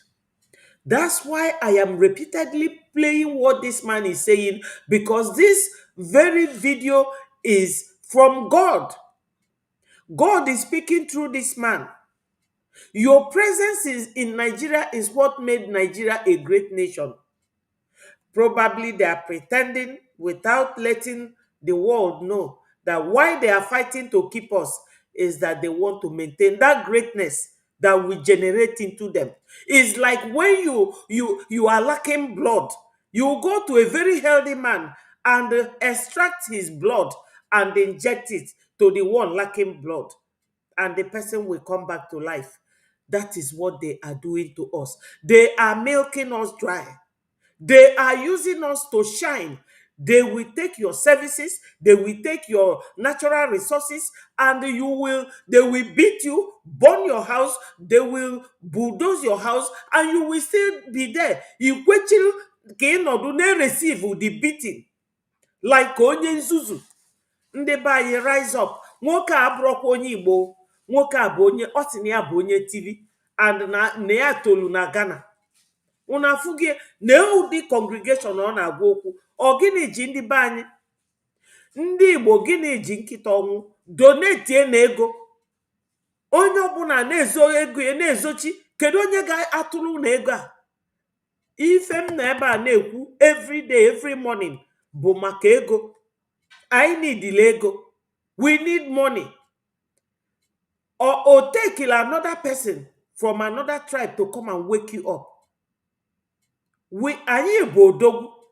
Onwero isi onye Igbo. Unu makwa na before the war na onye Fulani ma Hausa kwe gị n'aka obie ya n'obi. Kita afade mezie because onwero ozi fefa kpọrọ unu. So why are we sticking around Nigeria? Anyị makwa na ndị Europe aji ayo. Mana enwele way. Maka na ige ntị oge PM introduce like to Jim Moran group. Elias Garicelo said that PM has outsmarted Nigeria. That PM has leadership quality for outsmarting Nigeria. Kezi fine make it. Obu na PM anoro. Una memenwe ife omele oge onye ndu anọrọ. PM emerọkwa ife niile ome oge onye ndu na ya. Ọkwa oge onye ndu anọrọ. So kita ọ bụ na PM anọrọ, kedu ife unu na-eme? Oh my people, rise up. Rise up and make your donations na unu ji ego, especially ndị anọ na homeland. Ife unu ga-eji mana m na-ekwu eziokwu bụ na Ale na Onyema wepụtelu 2 billion wee nye ndị Fulani. Sifa welu je gobe ngwa agha bịa gbube ndị befa. If the man nọ na Nigeria nwee 2 billion ka ezi ife ọzọ and enwelu ndị dịka Allen Onyema times 4 enwere a lot of them. Atụ eze n'ukpo o nwelu oil well maka na ọ na-akpọbata alfa ndị Fulani. All these governors fa nwelu the money. Fanwe the money. Ine former governor David Umahi orazi katimba obule ego zute. Charles Soludo na dịka ewu akpọrọ ọkụ una fugo kita na ọ dịbago ka mmadụ. Hope Uzodimma oge ọbụla ntie na abara ka balloon. Oh ego. They have money. Corruption, bribery, nepotism. Unaliving innocent Biafrans. How can we allow this to keep going on? Obulundi ozona abia agwani about our greatness. So my people, let us rise up. I will just allow this to continue and you people should think about it. That they have found nothing incriminating against him, yet he remains there. Some of you are happy about it simply because he is an Igbo man. I do not understand this prejudice against the Igbo people in our country. I'm sorry to say this, it may anger some of you. But from my findings, the Igbo man is one of the greatest agents of development in this nation. If you doubt it, take away their investments from every state in Nigeria and then tell me what is left. In every part of Nigeria, you will find their presence, their businesses, their hard work, their contribution to growth. Yet these same people said they want to leave because of the injustice constantly done to them. How can a government negotiate with terrorists, one of the most dangerous in the world, but hold a man who never carried a gun, only spoke against injustice? And yet, many who go to church every Sunday support this oppression simply because he is from the Igbo tribe. Most of you who hate the Igbos have never been treated badly by an Igbo person. You hate them because of what you were told, not what you experienced. Igbo leaders are busy playing politics. He said you hated them because of what you were told and not what you have experienced. Onye told Father Tin or Saduana or Sokoto? Saduana o Sokoto ji nnọọ mma na-ekerisi anyị Igbo. Unu mana ndị be anyị nọ na Benue. Ndị be anyị anwa nọ na Benue. Oge onye ndu zilu somebody ya jee there. I watched the video because esogide m Wazirike. Ejide Wazirike. Onye ndu bido. Nsogbu onye ndu. Because immediately after the war, I lost my brother. He never came back. I was crying. My mother was crying. My father was crying. My whole family. And one of our brothers who was a soldier, he was detained in Kaduna. They were all detained. My uncle, a Nigerian soldier before the war. During the war, he came back from Kaduna and joined the Biafra army. It was amputated. And this my uncle, I say my dad, wait, people are still coming back. So when Wazirike started, I was following Wazirike, thinking that one day Wazirike gasi no mwelundi bunata. That was my idea of following Wazirike that time. When Wazirike stopped, I started following Onyendu. So you will not say to me, how did you know? This was how I knew. Onyendu sent somebody to those Igbo people in Benue, Nebakwa, that they are being marginalized, they are not being cared for. David Umahi, Eboin people are not caring for them. Benue people are not caring for them. They were just there suffering. So Onyenduzi weje, fa wedulie weje, go see a long river like this. Ife faji we cross other river, Bodo. Fajesia ugbo mmilizo fa na suffer to cross that bridge. Ndị Fulani chile efifa bịa efifa na anyụnye nsị na mmiri anwa. That same water kafa na aṅụ. The man wee sifa unu na aṅụ mmiri etu a, ụfọdụ si na fa na-esie n'ọkụ, ụfọdụ si na fa na-use alum. To tell you that Onyendu cares for every one of us. Onyendu does not discriminate.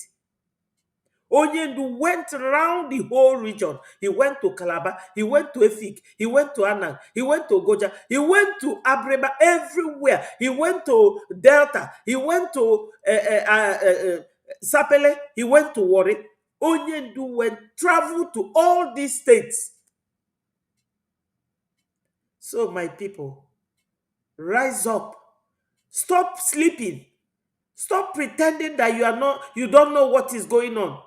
Una pretend is na Nigeria the ready Igbo sisi unu niile. Maka na fa chọrọ any name called Igbo. Even Ijele na nke a na-akpọ Uruagu bi na South Africa. Adịma like ikpe Ikenga maka na onye a na-akpọ Ikenga bụ dimkpa, onye bụ mmadụ. That one, he was there. Soluje buo placard last week.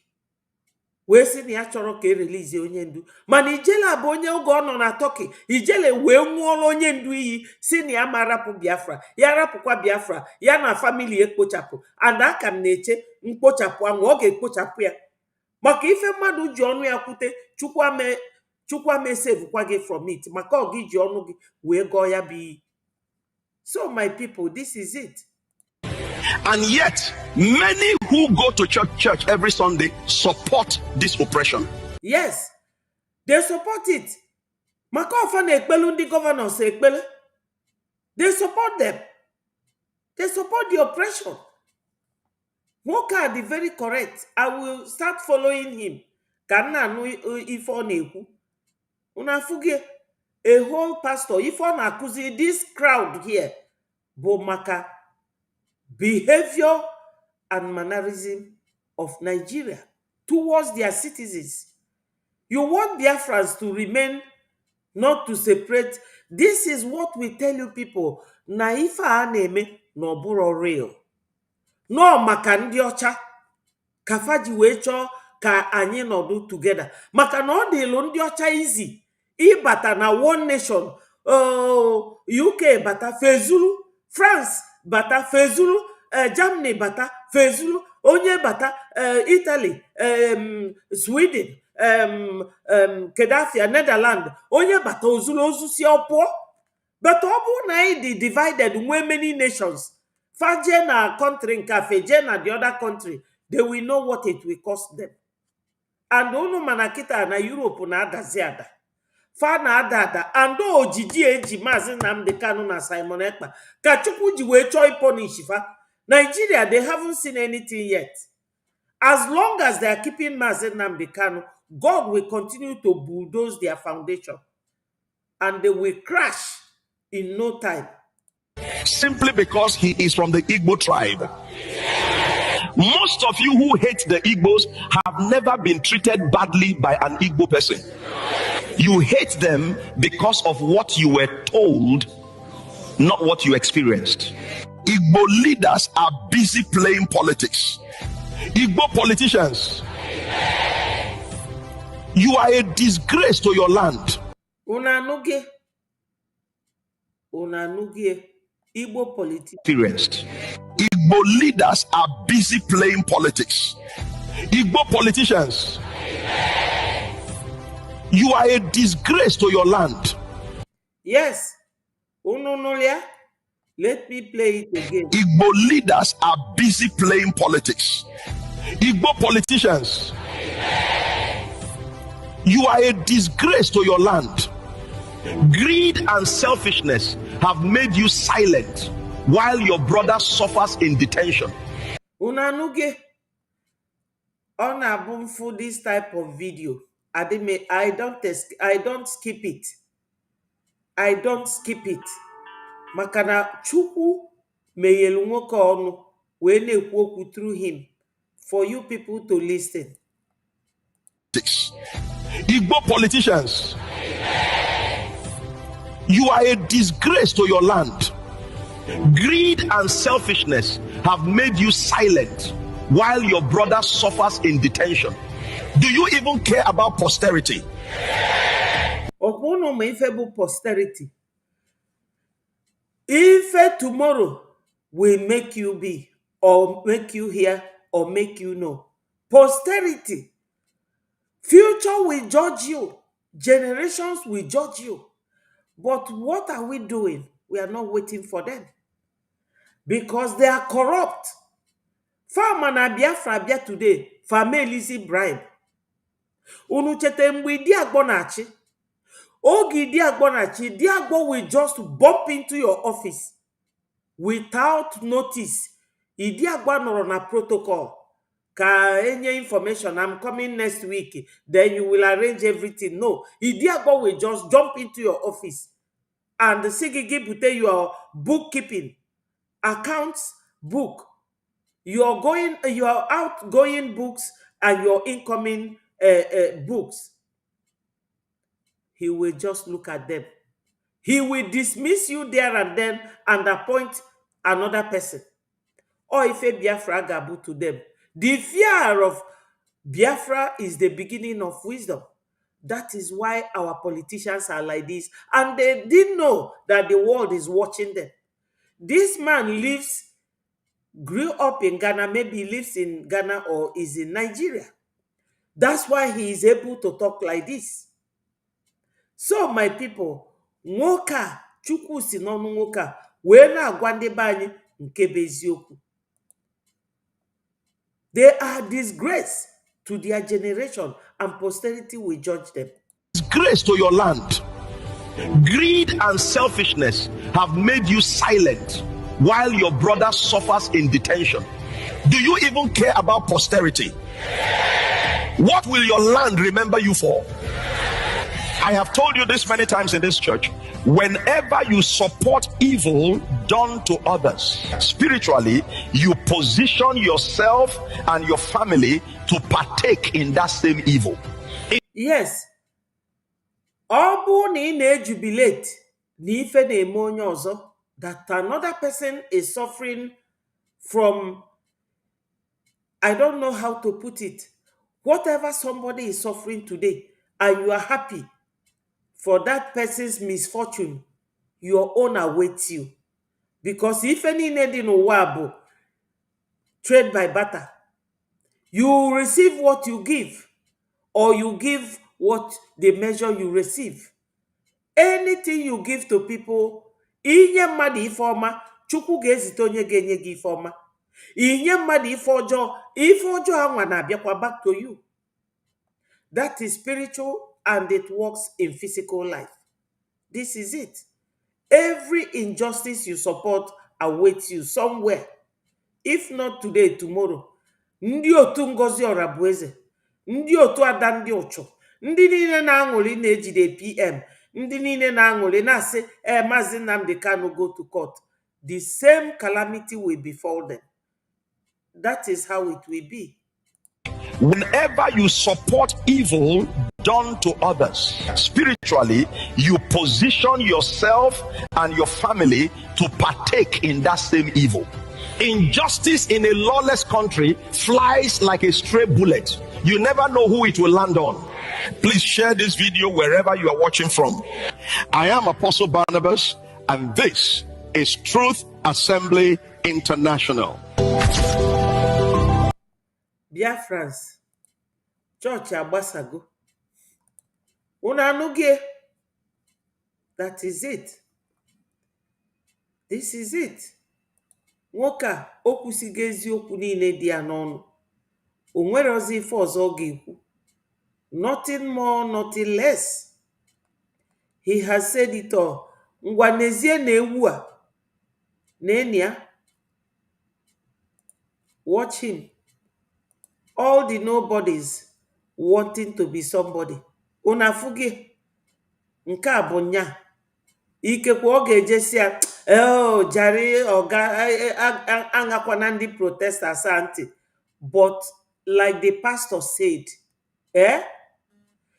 what awaits this group of human beings? Onye nke a bụ Tinubu, onye Gambia. Assistant ya or vice ya, Shetima, Kashim Shetima, onye Futajalo. Unafuge Fulani from Futajalo. Foreigners on the Nachifa. Nenewua. Or the campugo. Running from pillar to post. Uno mana APC na PDP. Nor the only two ruling parties. Canadian court wasting a fabo terrorist organization. From one terror camp to another terror camp. Oba putago na PDP, Obaba na APC. So that Kaba Ali and Giannini. This is the kind of thing we see in our society. The kind of people that rules. Onye nka nwelu forged certificate. Onye nka nwelu forged certificate. Criminals ruling Nigeria. Why don't we hurry up and leave these people alone? Biafrans, Bikonu, my people, we have to donate. Donate, donate, donate. We have to donate. We have to keep donating. Yes. Let me play this song once more because it talks about freedom of our leader Mazi Nnamdi Kanu while I get the video ready.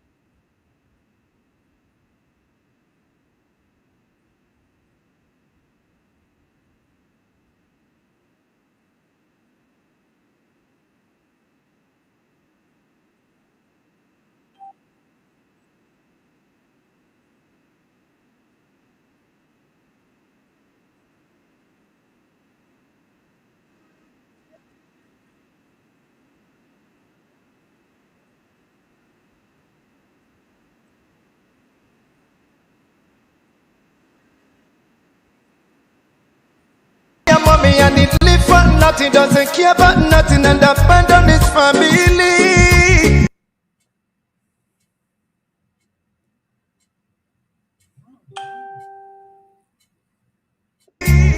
Yeah, yeah. Oh. Take your time and think what is going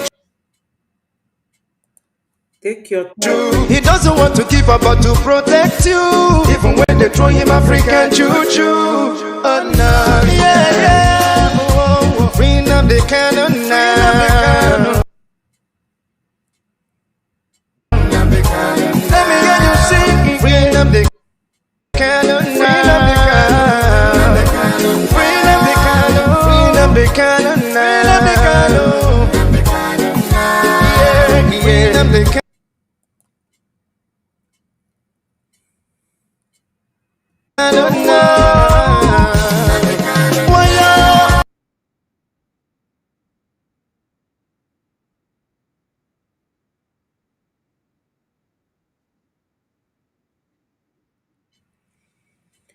Yes, Biafrans, I thank you so much for watching. Ndị be anyị ekenekwa m unu once more. Ife nji anọ ebe a ụbọchị niile abụrụ maka na ma na-ekwu kama ọ na mma ka esi ekwu. Ife nji abịa ebe a bụ ka anyị na-ekwu maka nnwere onwe anyị and nke kachasị nke ịtụ ego anyị ga-eji wee wee zọrọ onwe anyị. This video bụ video our Minister of Information and Communications Maazị Sonny Akparawa made last night. So I recorded it because I always stream his videos. So onye ọbụla ga na-share our videos ka ọ na-agbasa ka ndị be anyị nọ n'ụlọ wee mara ife a na-ekwu wee na-anụ onu anyị. So let us listen to it. Thank you so much, Biafra. Nothing is working now. I click on everything and it gets very stiff. So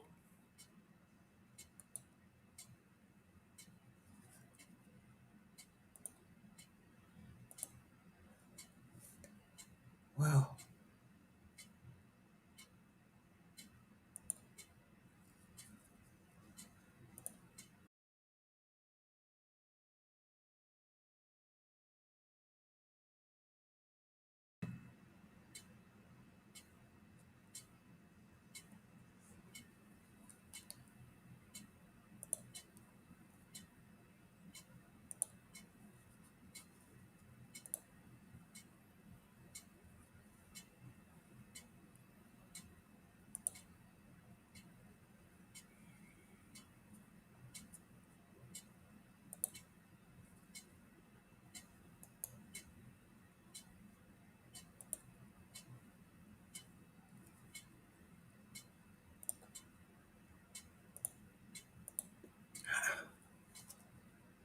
What's going on?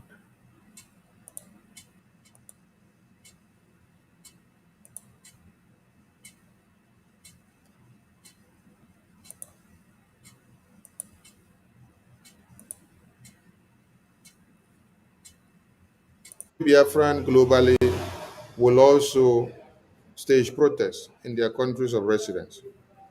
You don't need to look for the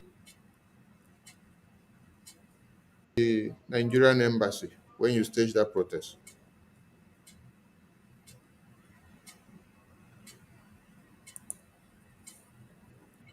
The protest is to create the awareness to the entire world, the world of the community where you live in.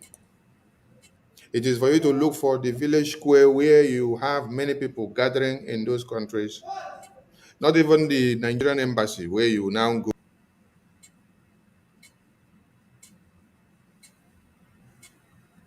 is just a confined space. No. Look for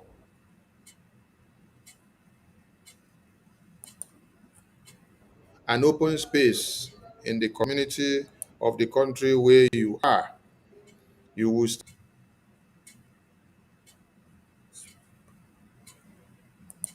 stage a protest in consonance with what the Nigerian politicians protest led by Omar Showore will be happening in Nigeria.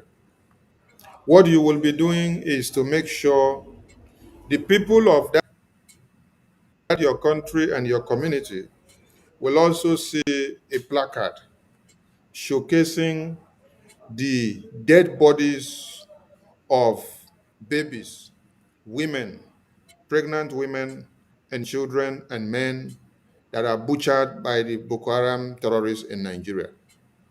Then you will also showcase Mazi Nnamdi Kanu's flyer, and you will put it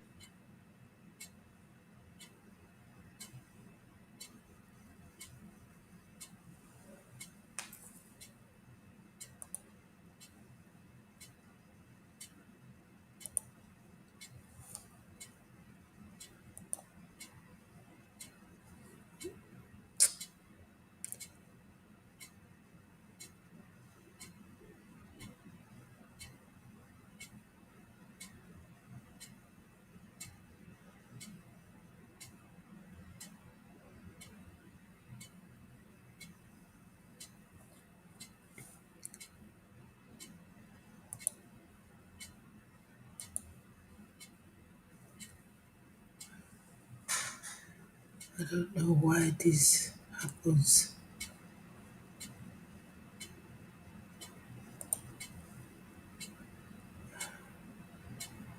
support their Biafra Defense Forces, to come and donate money and support their BRGI in exile so that they can continue to canvass for the diplomatic and political recognition of the United States of Biafra. While the Biafra Defense Forces in the homeland will focus on the liberation, the defense, and taking out every terrorist invaders that comes into Biafra land to slaughter our babies, women, and children. But how many of you have been killing? But I'm going to show you something tonight that other people are waking up.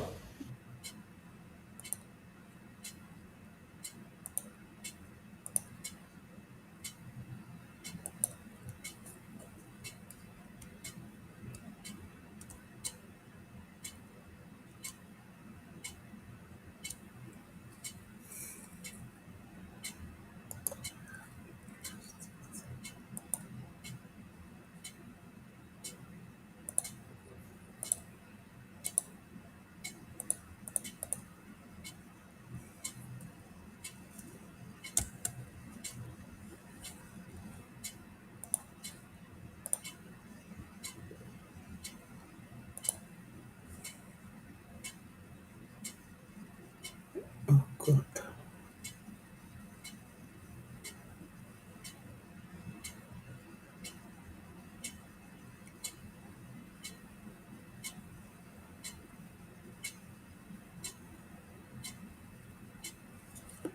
Sorry, my people, those who are still watching, I think the technical problem in this studio, as the owners or suppliers of the studio say that they have um, technical problems.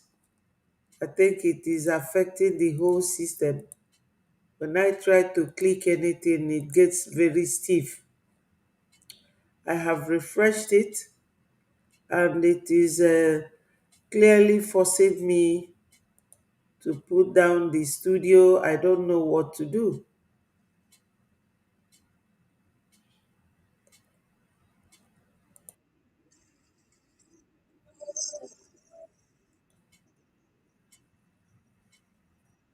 Goes down your mind seeing all this.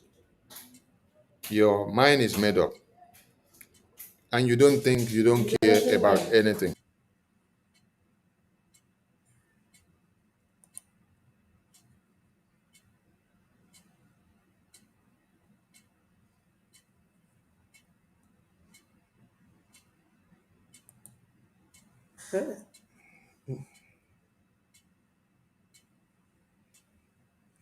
You don't think and care about anything. To every life inside this coffin is a baby, is a child, is a mother, is a father, is a future that has been wiped out. This is a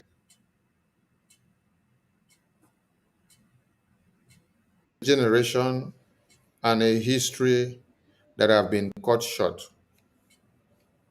But you have Biafra land where you are safe because two people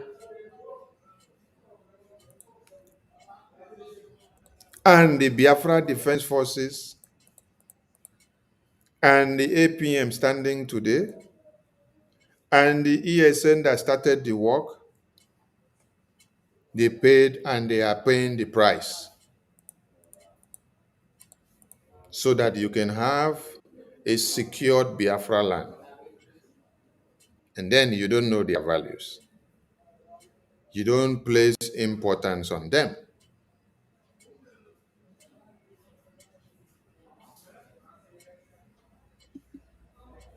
How about if this had happened in Biafra land without the presence of Biafra Defense Forces? What will you say? What necessitated the emergence of the Eastern Security Network, which metamorphosed into the Biafra Army? It was this same menace that brought it about.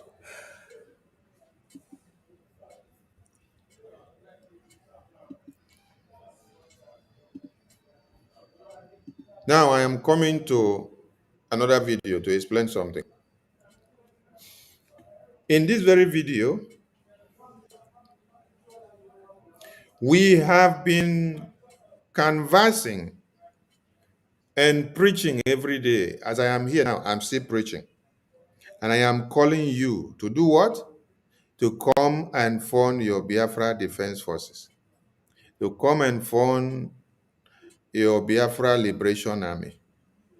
Because Mazi Nnamdi Kanu was kidnapped because of telling all of you that you need to wake up because there is terrorists that are coming to cause this genocide. There are terrorists that are coming to take over your lands and communities. There are terrorists that are coming to wipe all of you out. Mazi Nnamdi Kanu was kidnapped because of telling all of you all this and exposing all this fact. That is why today they find it very hard to release him, because they see that everything he had said has come to pass. There is nothing that Onyendu said about Nigeria that has not come to pass. Everything Onyendu said has come to pass. The terrorist invasion, he told you. The way your mothers and your children will be raped, he told you. The way your lands will be taken over from you, he told you. The way you will all run away from your lands and hand it over to the Boko Haram terrorists that will be coming in as invaders, he told you. The way you will run out of your lands to run to Chad and Benue and Cameroon, he told you. And you see that Kwara people are running out of their lands today and abandoning the land for the Boko Haram terrorists. They have become conquered already. But why is Biafra land not conquered? Even with the sabotage that we have from the governors and senators and ministers, it is because of the Biafra Defense Forces, which many of you are still working to sabotage till today now. Many of you are still working to sabotage the same Biafra Defense Force. You see people go online and they are attacking everything BDF are doing and everything BRGI are doing. They call BDF criminals and kidnappers and terrorists and killers of this and that. But the same BDF are the ones making Biafra land to be very safe and secured.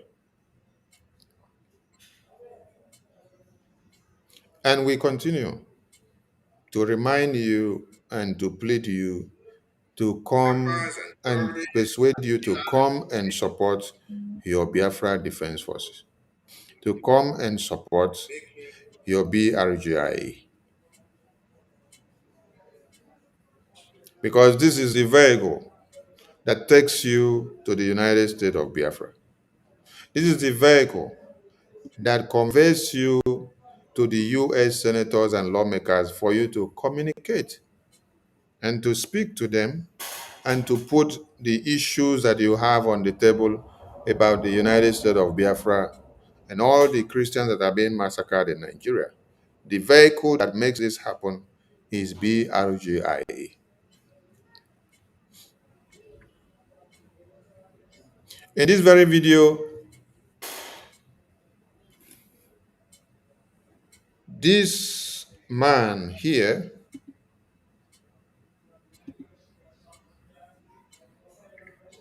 the photo you see him put here on his profile is taken from Nigeria. He is a senior counsel, Global Religious Freedom ADF, the world's largest legal organization advancing the God-given right to live and speak.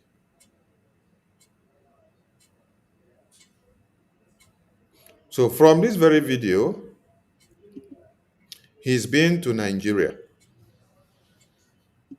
to see firsthand information and to observe. And at the end of the day, he is calling for financial support to be able to help the people here. Now, the Biafra Defense Force and BRGIE are begging you every day to get financial support to the defense of Biafra land and to the political and diplomatic outreach of BRGIE to the lawmakers internationally. But many of you are turning blind eyes to this plea of your financial support. But here is somebody all the way from America who is not a Nigerian, and then is calling for financial support to help the people that have been massacred, the communities that have been displaced, the churches that have been taken down by the Boko Haram terrorists. Mind you, the financial support that is asking you to give, the people in this community are not going to be able to procure arms and ammunition for self-defense or to repel the terrorists with these arms and ammunition. They cannot procure the weapons. So meaning that if you give them aid, you give them food from the money you will get, you repair their houses and rebuild their churches, you are doing nothing. Because it's like pouring water on the back of a cock or the back of a cocoyam leaf. As you pour the water, it is running down to the ground. Why did I say so? This is not fictional. This is non-fictional. These are facts that you have seen. Let me explain. When you get aid and give to the people in this community,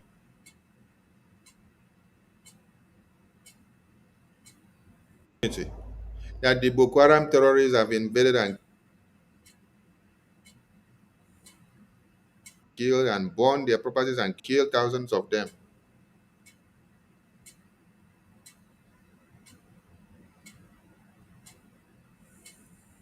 You go, you get food and give them, you get clothing and give them.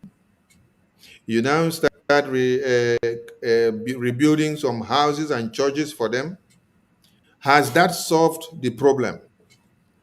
No, that has not solved the problem. That is why I said that what this man and his NGO will be doing will not solve the problem. They will only try to do little they can.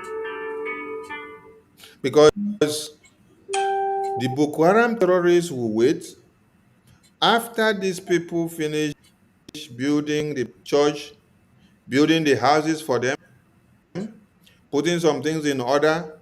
One, that will not bring back their lost babies, women, and children. And that will not stop the Boko Haram terrorists from coming back for a rebound to come and kill them again. So the Boko Haram terrorists will wait and see that these families and communities are beginning to live on again. The Christian communities. They will now start having some livestock and having some good things. The Boko Haram terrorists will come again and kill them and collect everything and send them away. Because you did not give them weapons of warfare to defend themselves. There was no weapons of warfare given to them to defend themselves. But the case of Biafra is different. When the Biafra defense forces in the homeland are asking you to come and do donation and support their welfare and their defense in the homeland, it is for them to procure logistics to be able to face the terrorists that are coming with AK-47 to massacre, coming with machetes and knives to cut your babies to pieces. It is for them to get greater and higher momentous logistics that will be able to overpower the terrorists that are coming. That is why since 2002 that this terrorism started, it is only in Biafra land that they are not having a field day. It is only in Biafra land that they cannot breathe because the Biafran people knows what to do and how to deal with them. I can tell you that the only people in Nigeria today now that can deal with these Boko Haram terrorists, with these Fulani terrorists, they are the Biafran people. Because they have what it takes. They have the technical know-how. They have the blessings from Chukwu Okike Abiyama to deal with these terrorists. So we are begging you every day, go and support Biafra Defense Forces. Give them all the logistics that they need to be able to bring down the existence of the zoo terrorists. You are laughing at us. You're seated on the fence. You're doing shakara, you're doing anyhow. While the people in these communities are seeking for such opportunity to have one Biafra Defense Forces personnel.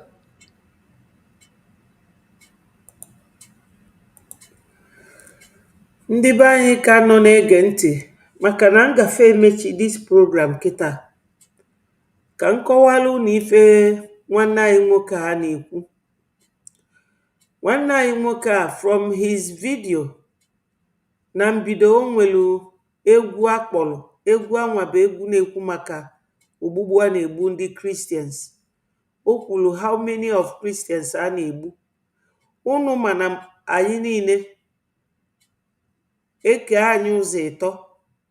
Ofu ụzọ bụ Christians, ofu ụzọ bụ ndị na-ekpelu Judaism with onye ndu bụ a Jewish religious man. Ụfọdụ bụrụ ndị na-agọ mmụọ. Ya onye na-egbu anyị na-egbu Christians. Ndị a na-abịa na-egbu anyị. Nigeria bụ ndị aghụghọ. Fa na ndị nwa bekee na-akọntrolu fa. Fa bịafa tụgharịa onye terrorist chinye efe ndị amị ọbata na-egbu ndị be anyị. Mana o nwerọkwa ndị amị na-egbu mmadụ n'obodo fao n'obodo ndị ọcha. Onye amị enwere ike ịnọkọta jee na-agbabe ndị mmadụ ọkụ n'obodo ndị ọcha. O eme n'ụwa mana ọsọsọ na Naijiria ka ọ na-eme. Ndị amị maka na anyị nwere amị nke anyị na-edifend anyị and ndị amị afọ ọnụnọ fanọde ọ self defense. Fanọrọ n'ugwu Hausa, fanọrọ na Yoruba land anyị nwa n'ụlọ nwaanyị na be anyị fachọla anyị bịa. So ife ọ na-akọwa kịta bụ na ndị a na-egbu mmadụ, ndị na-eji motorcycle buru AK-47, na fa na-akpụdata, fa na-agbadata, fa emeligo ndị ugwu ndị ụfọdụ wee na-agbadata, and na fa gbadata na ifefa ji wee merie ndị nke anwa bụ na fa enwero ndị amị na-echebe fa dịka isi nwee ndị amị. Mana onye ọbụla ga-aghọta na ndị amị a, inwelu ndị amị fa nwekwalụ ngwa agha. Kịta anyị enwero ndị dịka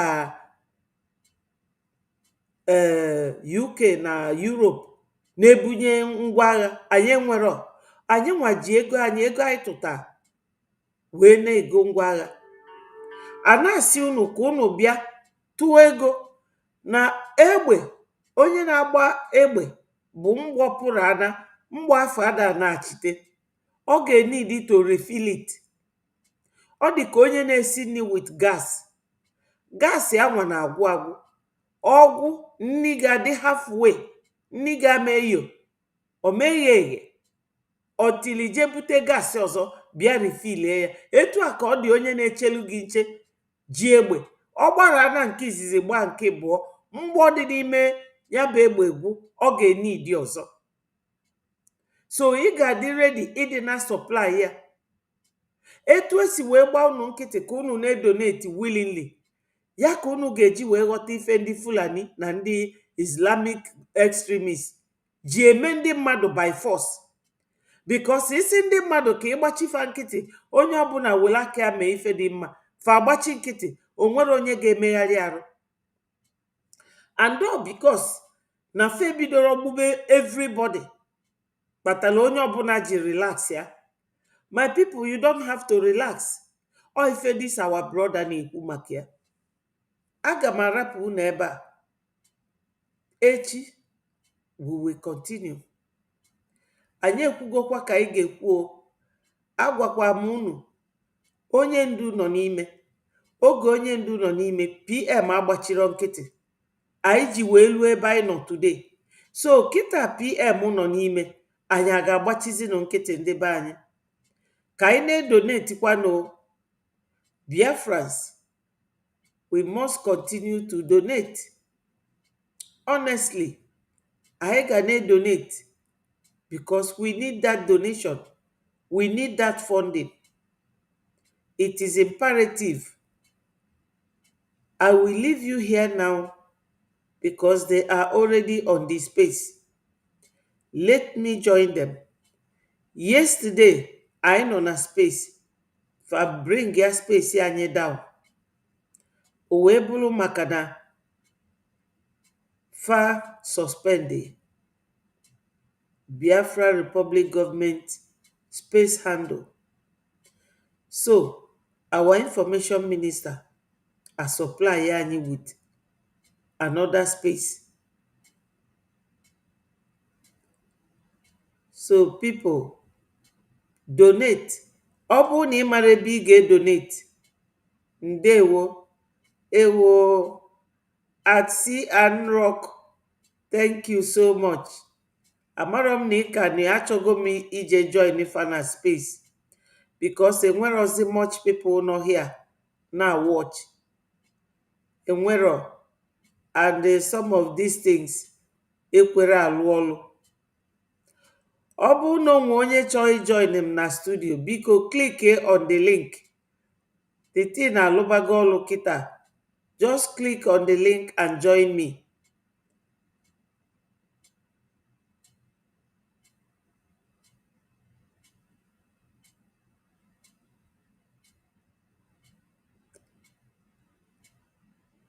Yes, Uche ngwa, aghọtara m ife ị na-ekwu o. Biko onye chọrọ join, let the person click the link and join me on the space. Let us talk to Biafrans. Otherwise, talking about what? What are we talking about?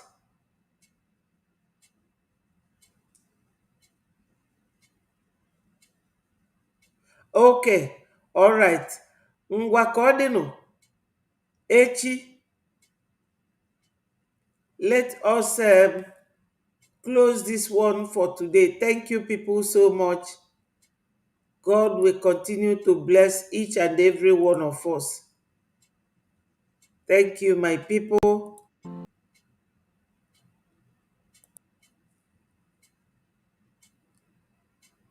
December 25, the killers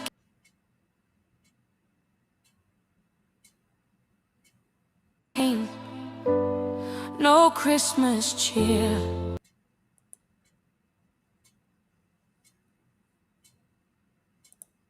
Thank you so much at CN Rock. Thank you.